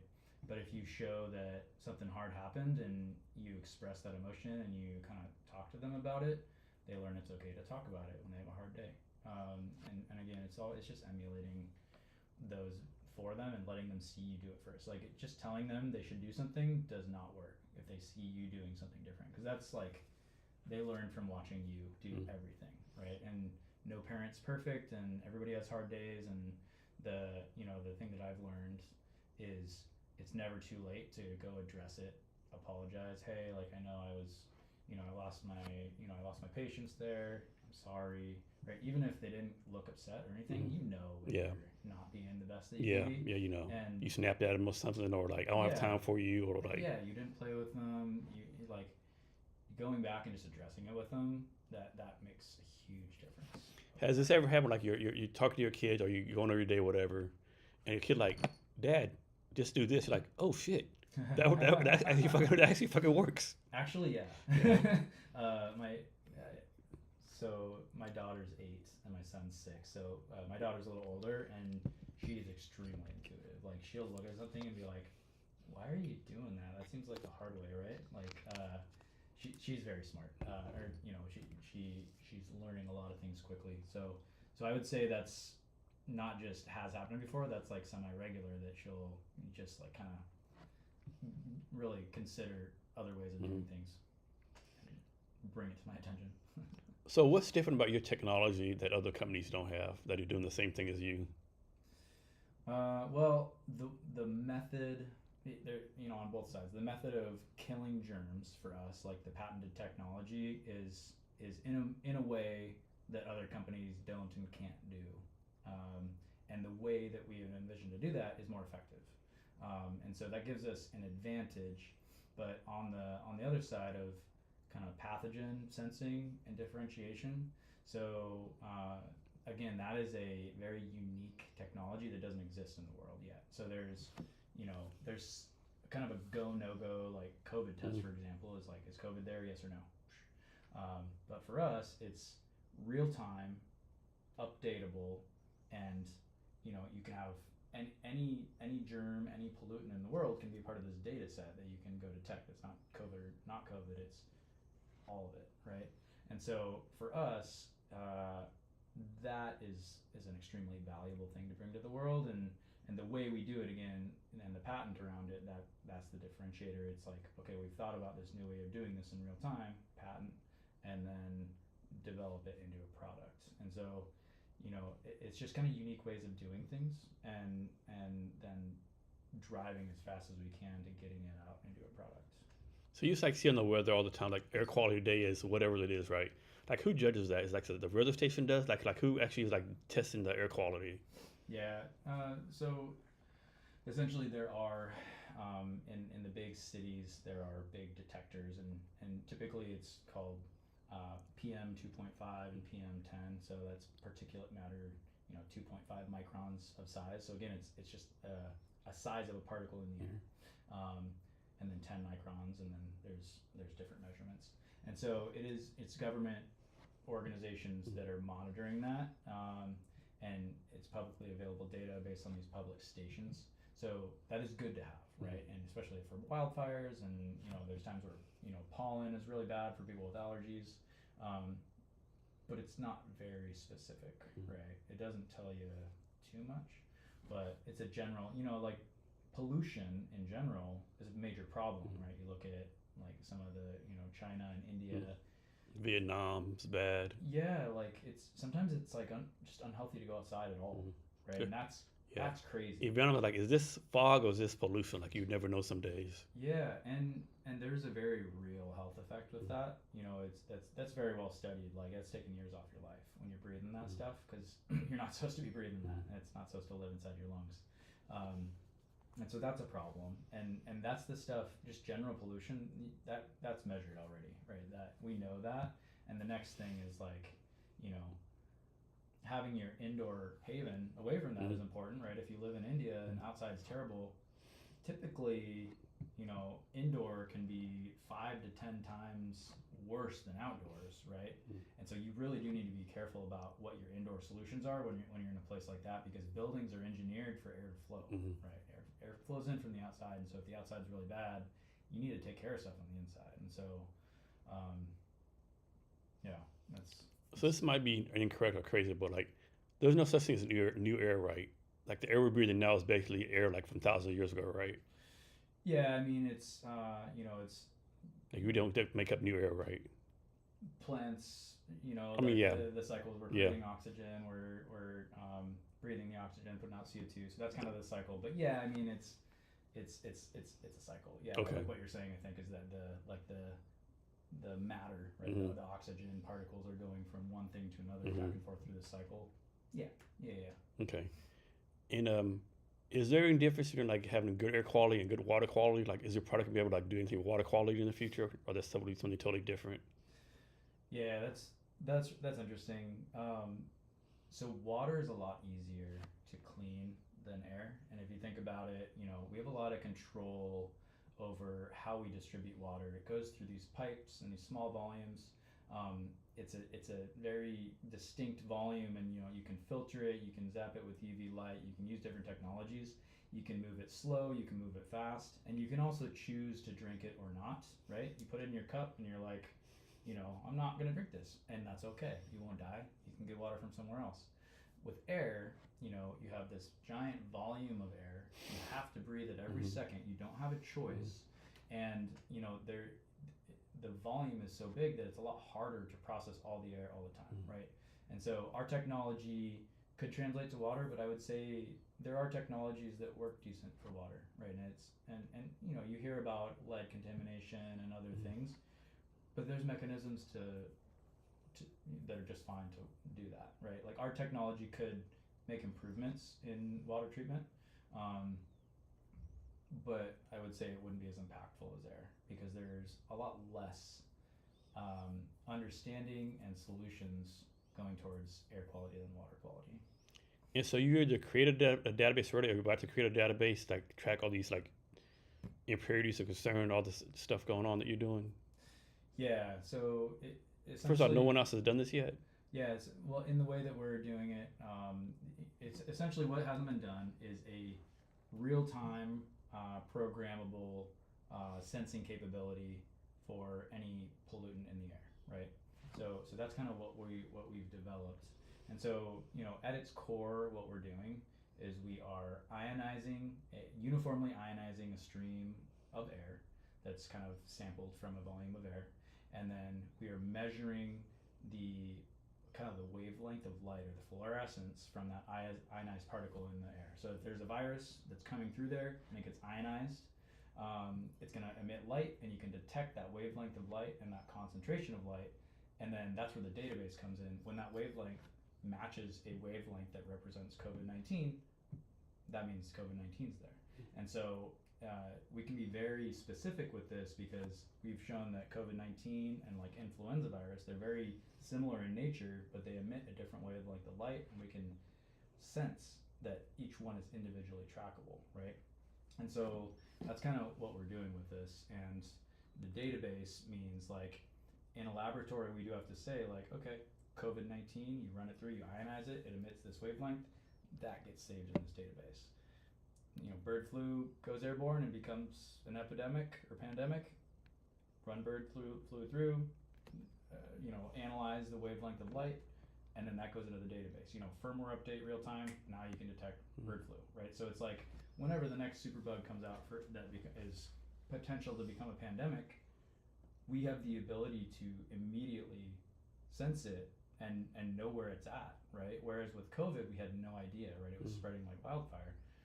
We can prevent that through. So if next year like Death Virus 101 comes out of nowhere, you can already handle it. We have to be able to isolate it and have it in a laboratory and test it.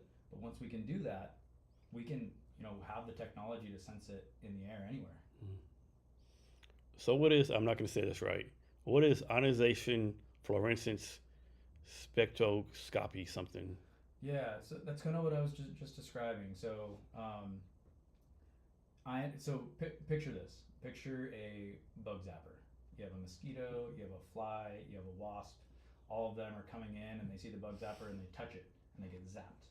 Each one of those, if you look closely, the color of the light is probably just a tiny bit different, or looks just a little bit different. That's because they are organically different. Each one of those things are. And so the spectroscopy part is a measurement system to say that light emitted, this is the wavelength of that light. And then you are pairing that measurement with a known measurement from a pollutant, like a disease or like a virus or bacteria. Does that kind of make sense? Yeah. So it does. Yeah. So you're zapping pollutants in the air and measuring the light that comes out of it and using that to detect. Can a room or area be too dirty for Violett to be effective? No. So what I would say is, even with basic air quality sensing, if a room's really dirty and it's a closed system and you turn on a Violett, it'll be clean soon, right? So we are removing any kind of impurity very effectively. When when it stays at a high level of kind of like dirtiness in the air, that means there's an input of dirty air from somewhere, and that's something that we've actually been able to diagnose in places. So like, for example, we had a Violett at a nursing station in a elder care facility, and consistently the air quality was bad, and they're like, well, why isn't this like cleaning the air and lowering it? And it's like, it should be, let me check. And it turns out there was construction happening in that building, and it was right next to an HVAC suction, and it was blowing construction fumes all over the facility. And they wouldn't have known, except for the fact that the Violett was detecting bad stuff in the air, and it was cleaning it at that nursing station, but because there was constantly bad stuff being put in, it was constantly high. And so, yeah, and in another case, we found that a working space above a commercial kitchen at certain times of the day had terrible air quality, and it's because they weren't ventilating the kitchen very well. And it's like, we were able to figure that out, and they thought that they had set up like the best system ever, right? But they didn't, right? And once you measure it, you can kind of see what's going on. So on a day-to-day basis, when you know what, I've done as much as I can do today, I need to stop. I think if you start your day right, you can end the day right. So starting the day right means, here's the things I need to accomplish today. And I think there's a lot of schools of thought on this, right? Where you have like, you can have a checklist, but from that checklist, you maybe have 1 to 3 really big things, right? And you want to get those 3 things done. And if you get those 3 things done, it's a good day, even if you didn't get the smaller things done, right? I think there's a tendency, and I'm guilty of this sometimes, right, where you just want to check as many boxes as you can, right? So yeah, definitely, yeah. Clear my email, let me go send these 4 emails. I woke up, that's a check block.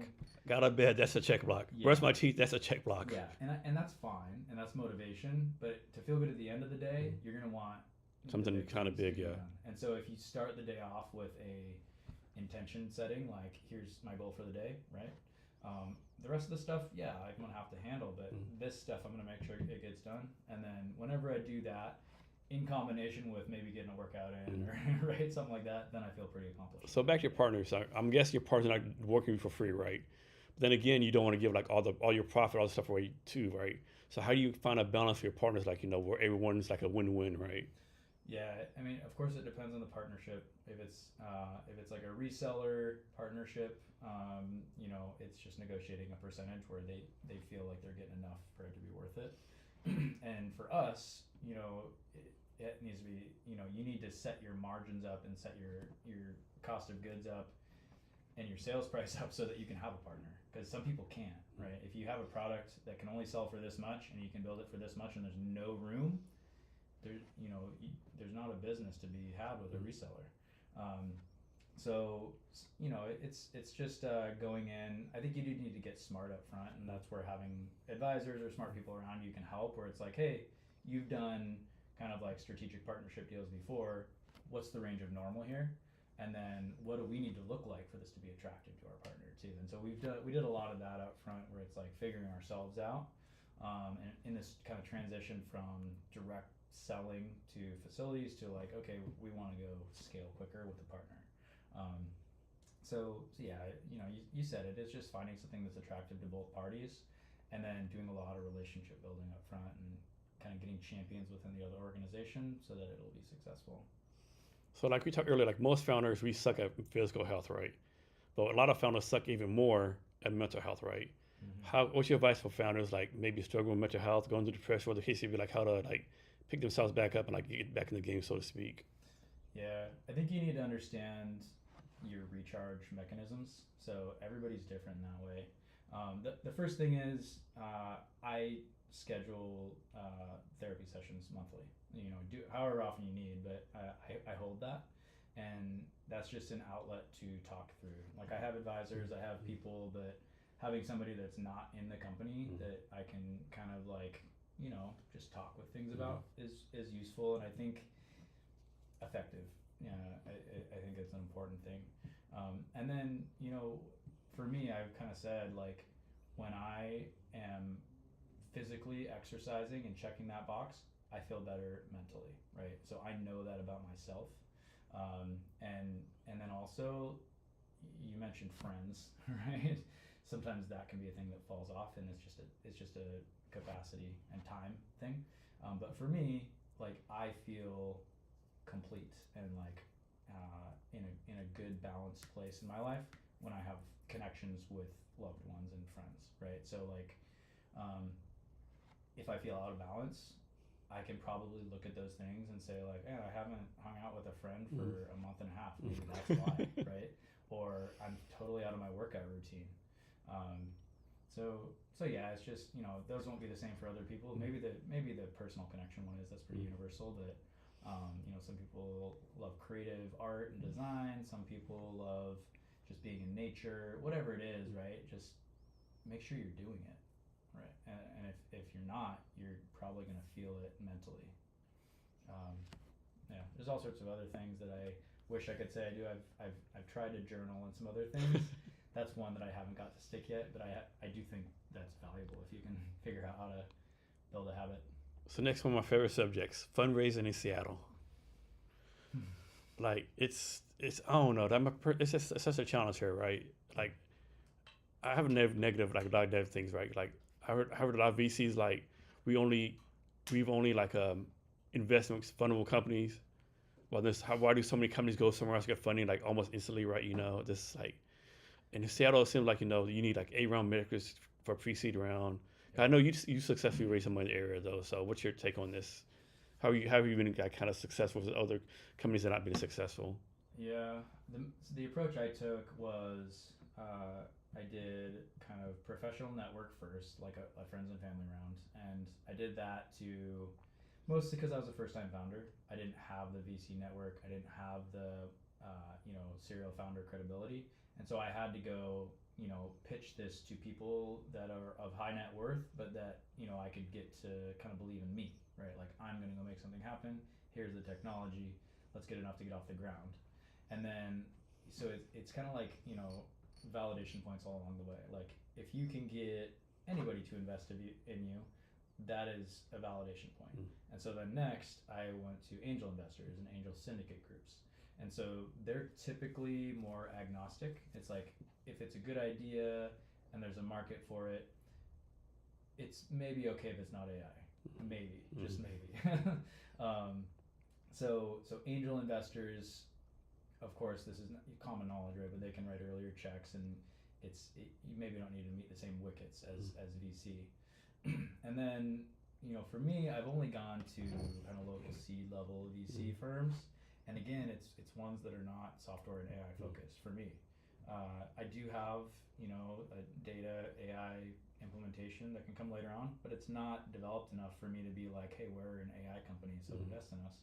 So it's tough to not be able to ride a wave, right? And AI is the wave right now. And Seattle has some of the best AI talent in the world. We do. And so of course it makes sense that the Seattle VCs want to specialize on that.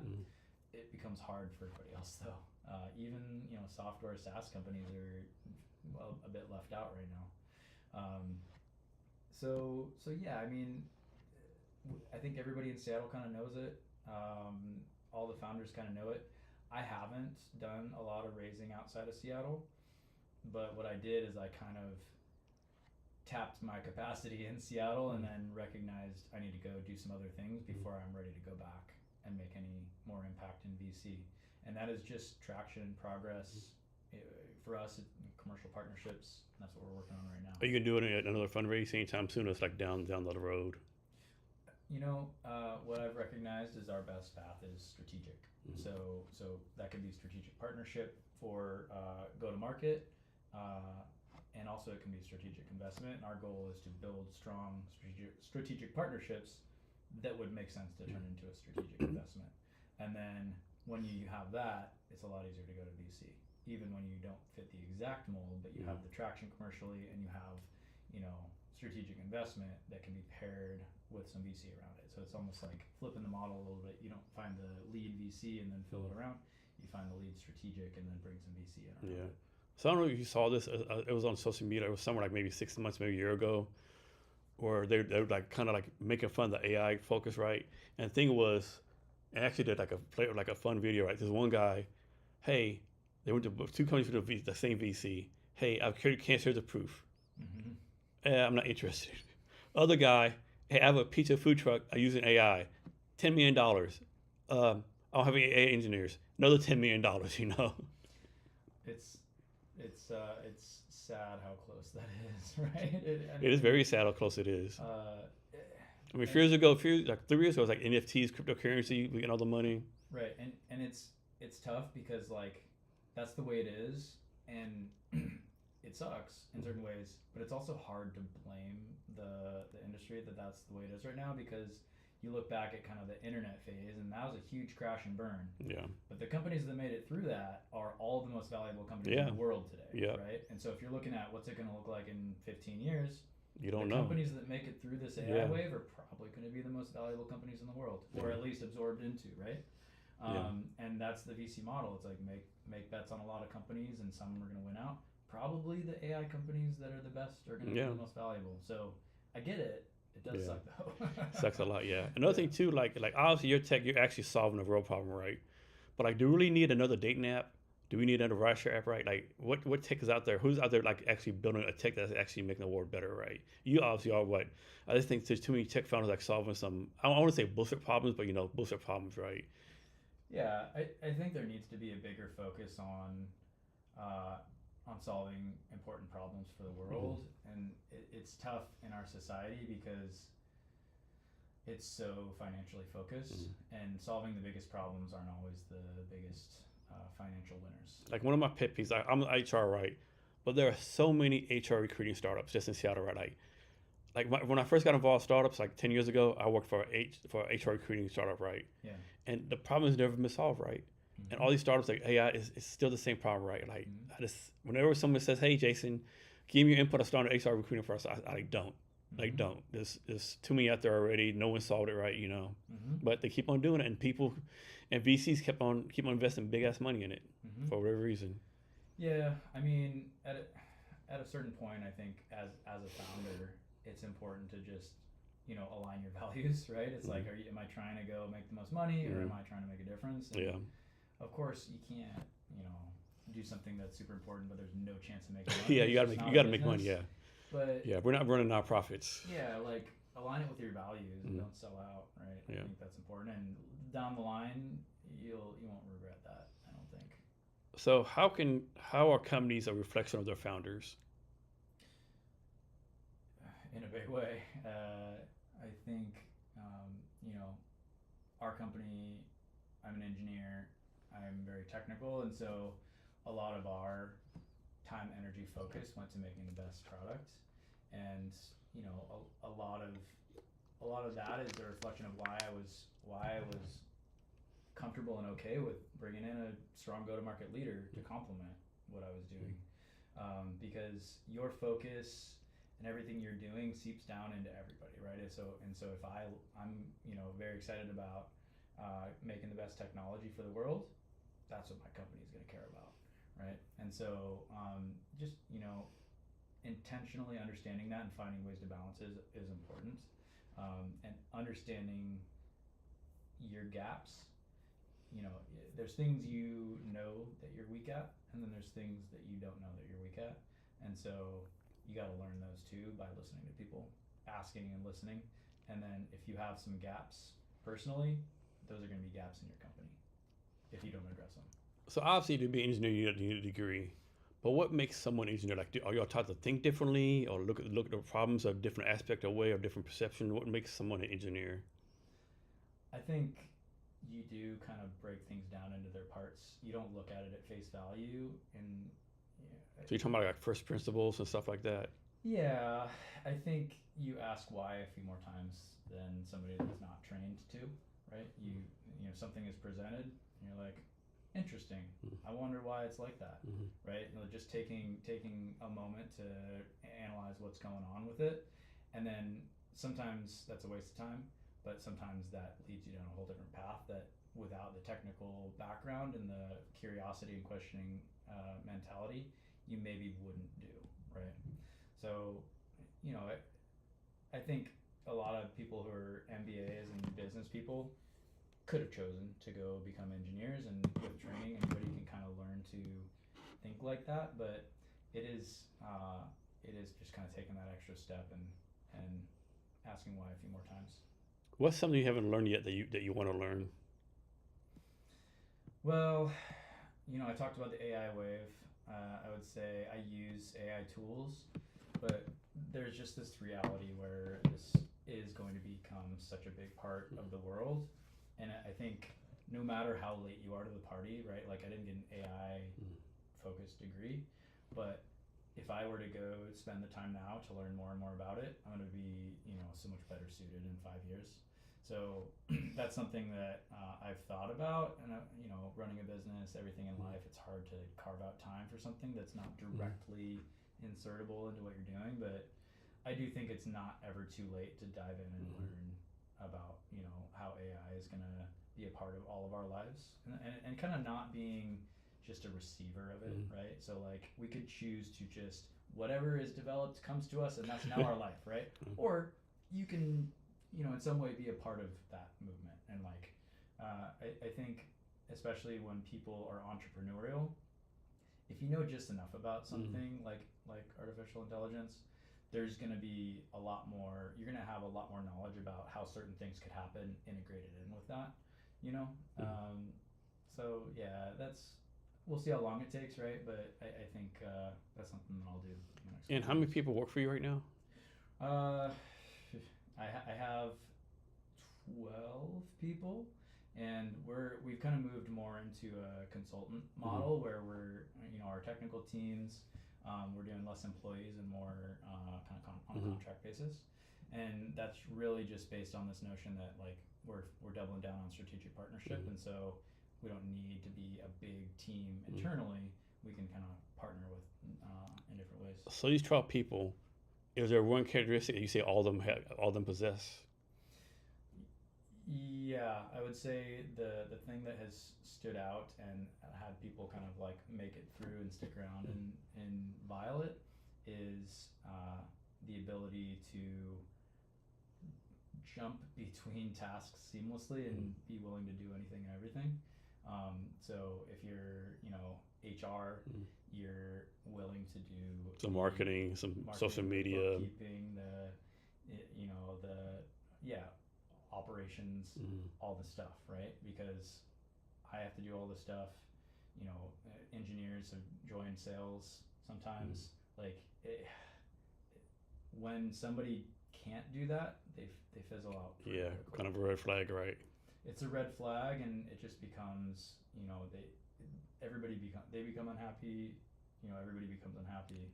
Have you had this experience where like someone joined your team, and in 6 months they're like, "Hey, where's my $1 million?" Right? I thought all startups like got a lot of money quickly. Like what's going on here? Yeah, and I think you can tell early on when people are like that, when they're thinking about the startup dream, the big exit. And I think it's it's important to level set early. It's like, hey, look, let's there's gonna be equity, but you're doing this because you're mission driven. You're gonna make a difference. You're gonna have a salary that you can survive on, right?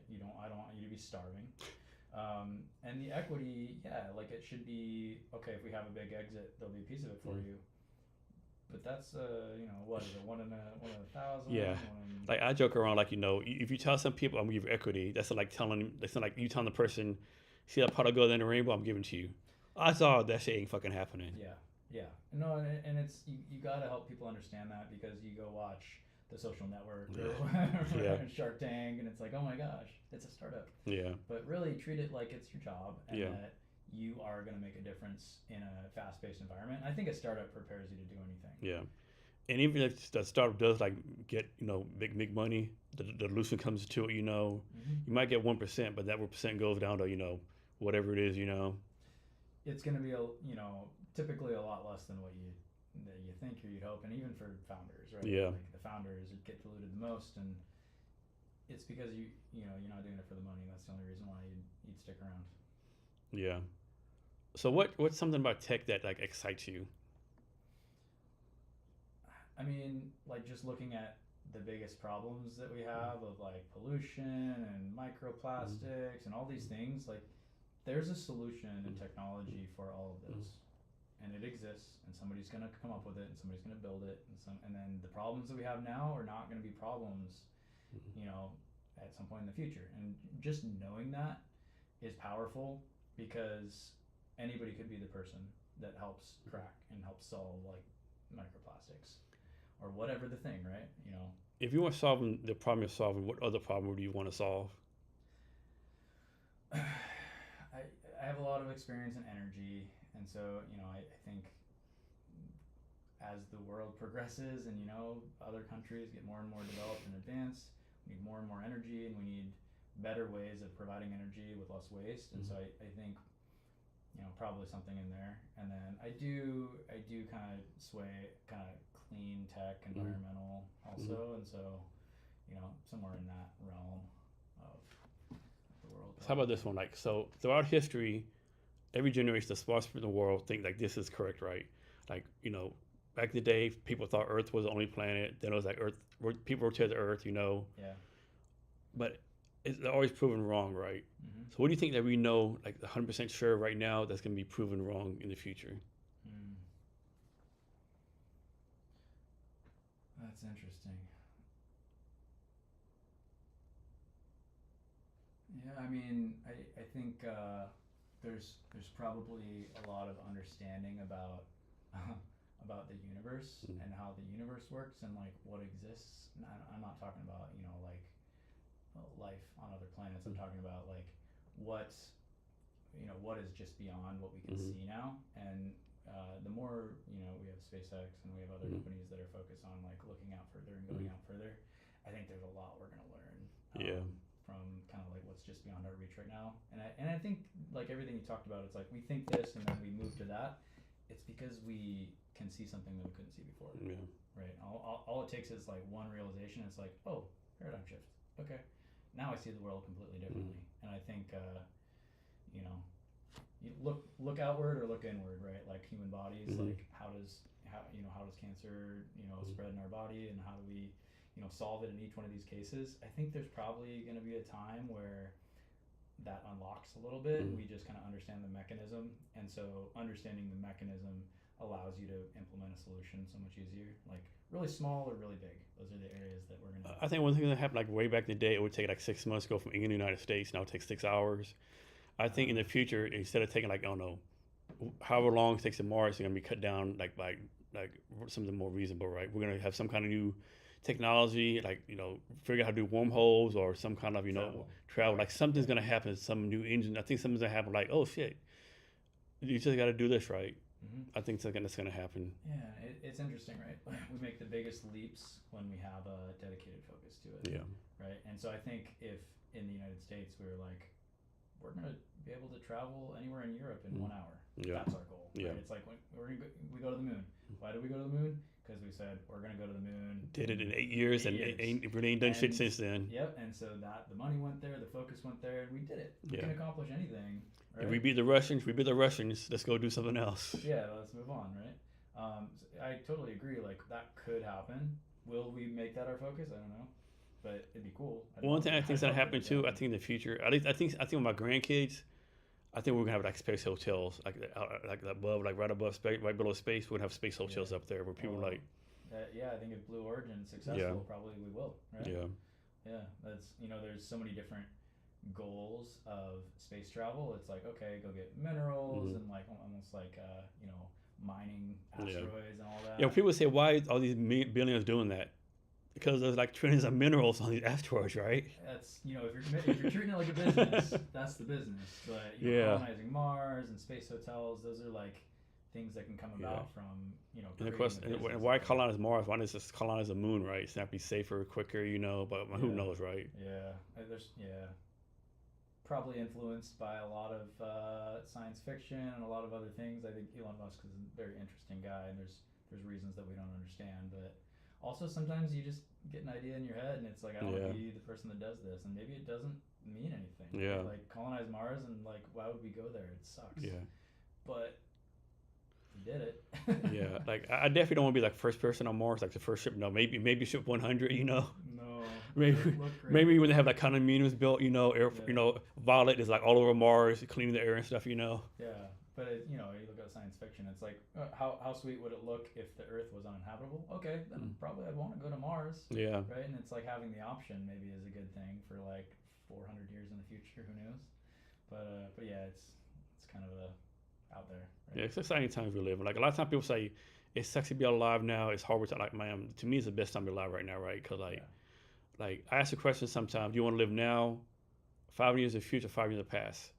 5 years in the future, you might the planet not be here. Mm-hmm. Might be a sign that hey, we moved to Mars. You don't know what's gonna happen, right? Mm-hmm. Like I'm not built 500 years in the past, right? I can't fuck with bubonic plague, all the stuff going on. Right. I can't do it, right? So right now, I'm sticking with it right Yeah, now. best time is this second right here, right? Can you imagine going back 5 years in the past, like all the shit going on then, like just like especially if you're like a peasant, like Oh my damn, gosh. Yeah, that was. Yeah, let's not relive that. no. And then you say go 5 years in the future, all the technology we take over is like the utopia. Yeah, but there's that small chance that we've blown each other up and like we're just fucking like Yeah. not even alive anymore. There's plenty of risks right now, right? Yeah, Yeah. Well, I'm with you. Yeah, let's just it's best to live in the present. yeah, Enjoy the time here, and we got a good situation going on. yeah. We can access anything, do anything, learn anything with And when people say the good old days, you mean the Holocaust, like Right. the depression, Right. all the racial stuff and the Jim Crow laws. What are you talking about? The Which good old good old days? days are you talking Yeah, about? because Yeah. our definition of good old days is kind of different. Mm-hmm. Yeah, that's all this exciting stuff going on right now. All the technology, like it's just exciting times. I agree. Yeah, it's a good time to be alive.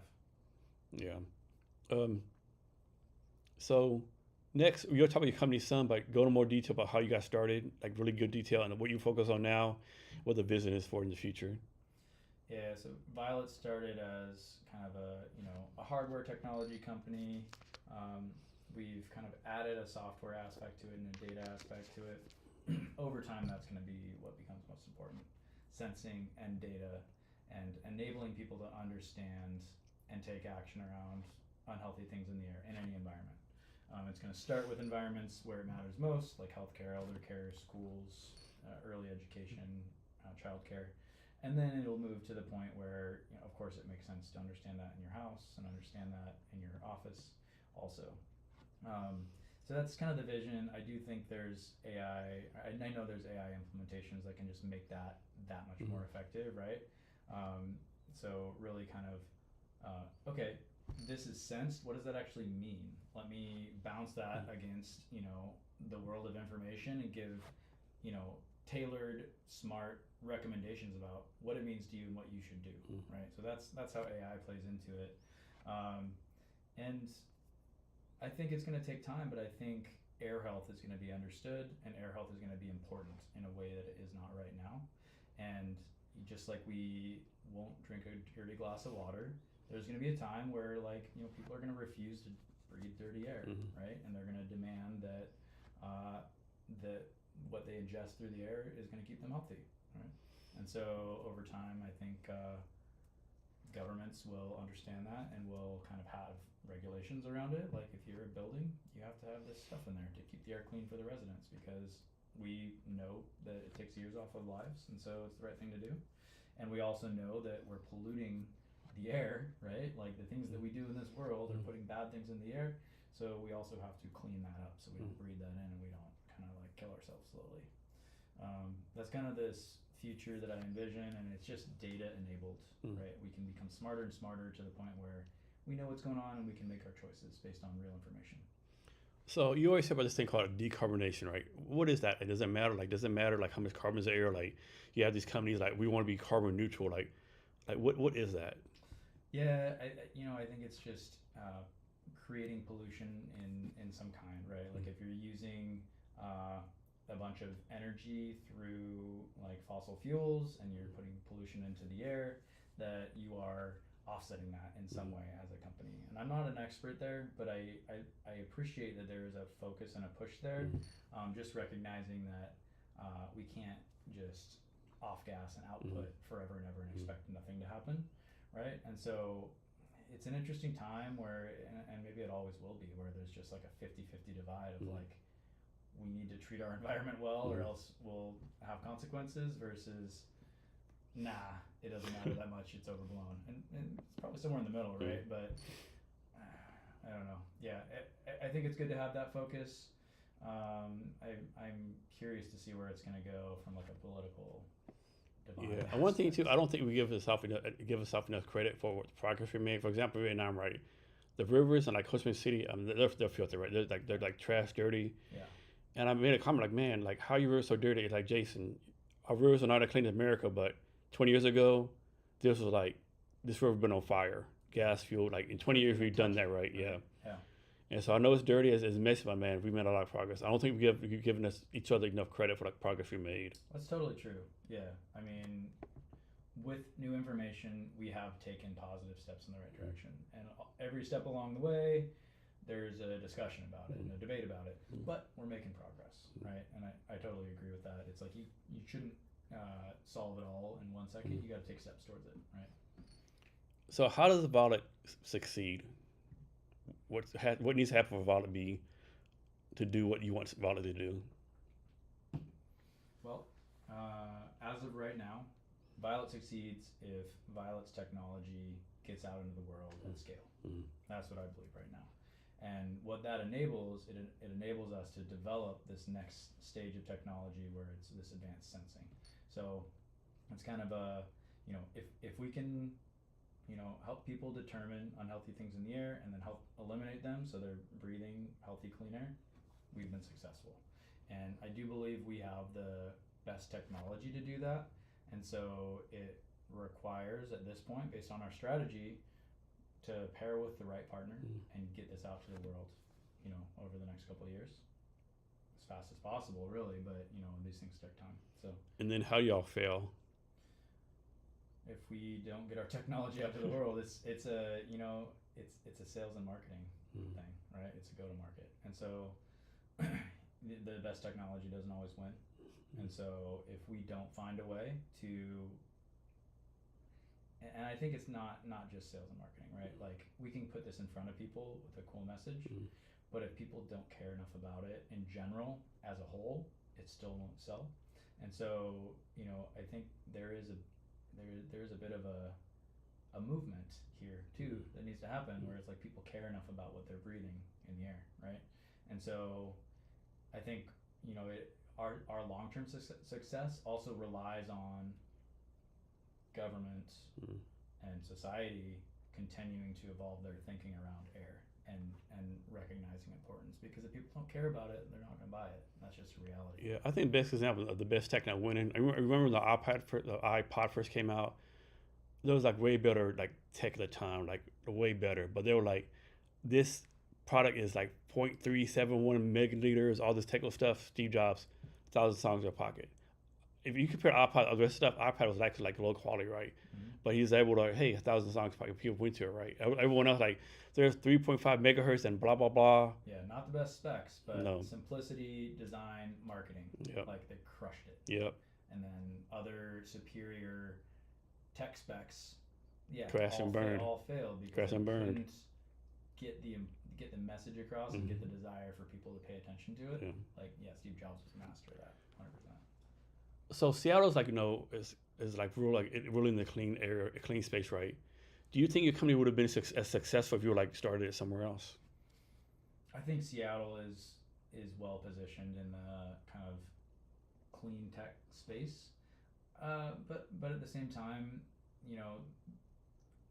one of the things the pandemic did is it did kind of have this like movement outside of the typical centers, and so I think I've heard about friends that run companies getting investment from cities you'd never expect, right? And it's just the reality is there's wealth in every city, and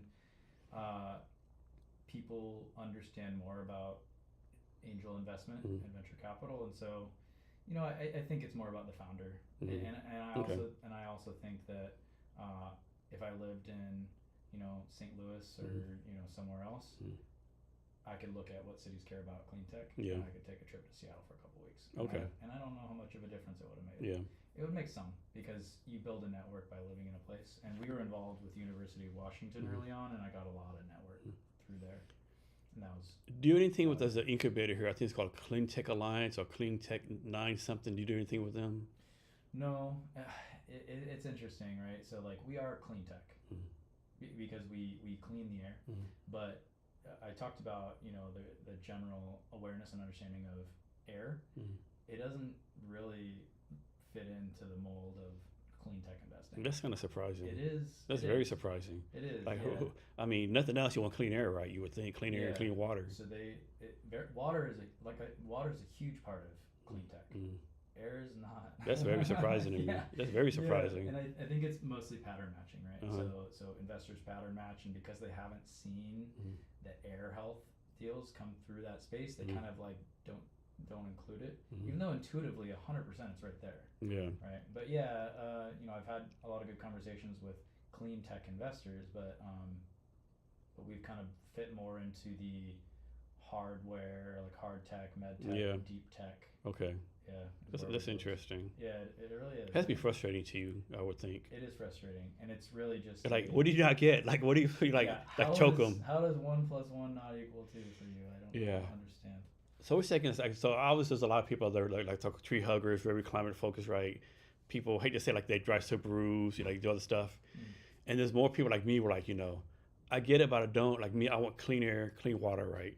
Do I really, like, for example, like things in town in California where like they want to do like some kind of real estate development that would brought a lot of job, economy, but because like one little animal was on a endangered species lease, they didn't do it right. It's like, okay, I get it, but I don't, right? Like, I'd be one thing, like, for example, a few years ago when the bees were going extinct, okay, bees are important. Like, we need to save the fucking bees, right? So how do you balance that? Well, that's a pretty good lobbying job by that group, right? So like somebody did a really good job. Let's save this one. I think it was a bird or something. It was a bird. It was some small rodent or something, right? Yeah. And I think it's a good thing that there's those people. Yeah, definitely. That much about it that can have an impact and kind of override the general kind of like the machine of big business, right? Or like development, right? So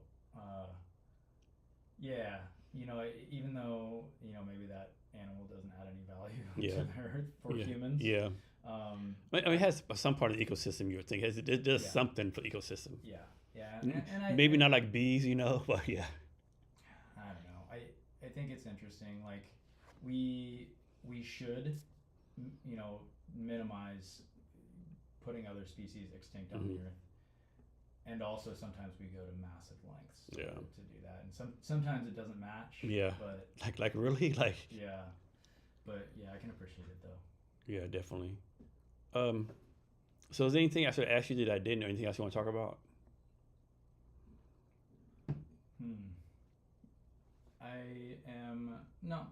We talked about most things. I'm really excited for this next phase of Violett. I think we have a strong local ecosystem of builders, like commercial builders, that I'm really excited to partner with, and just get our technology into more spaces and make a bigger difference. And I'm as motivated as ever to make it happen. And how can people reach out to you? I'm on LinkedIn, Branden Doyle, Branden. And then that's the best way. Get a hold of me on LinkedIn. And can you give us any like advice on wisdom or anything you want to talk about? Well, I'd say get out and try things. Right? I've met enough people with great ideas that never take the first step, and so get out there in the world, talk to people, try things, build what you want to build that you're passionate about, and it just takes the first step, right?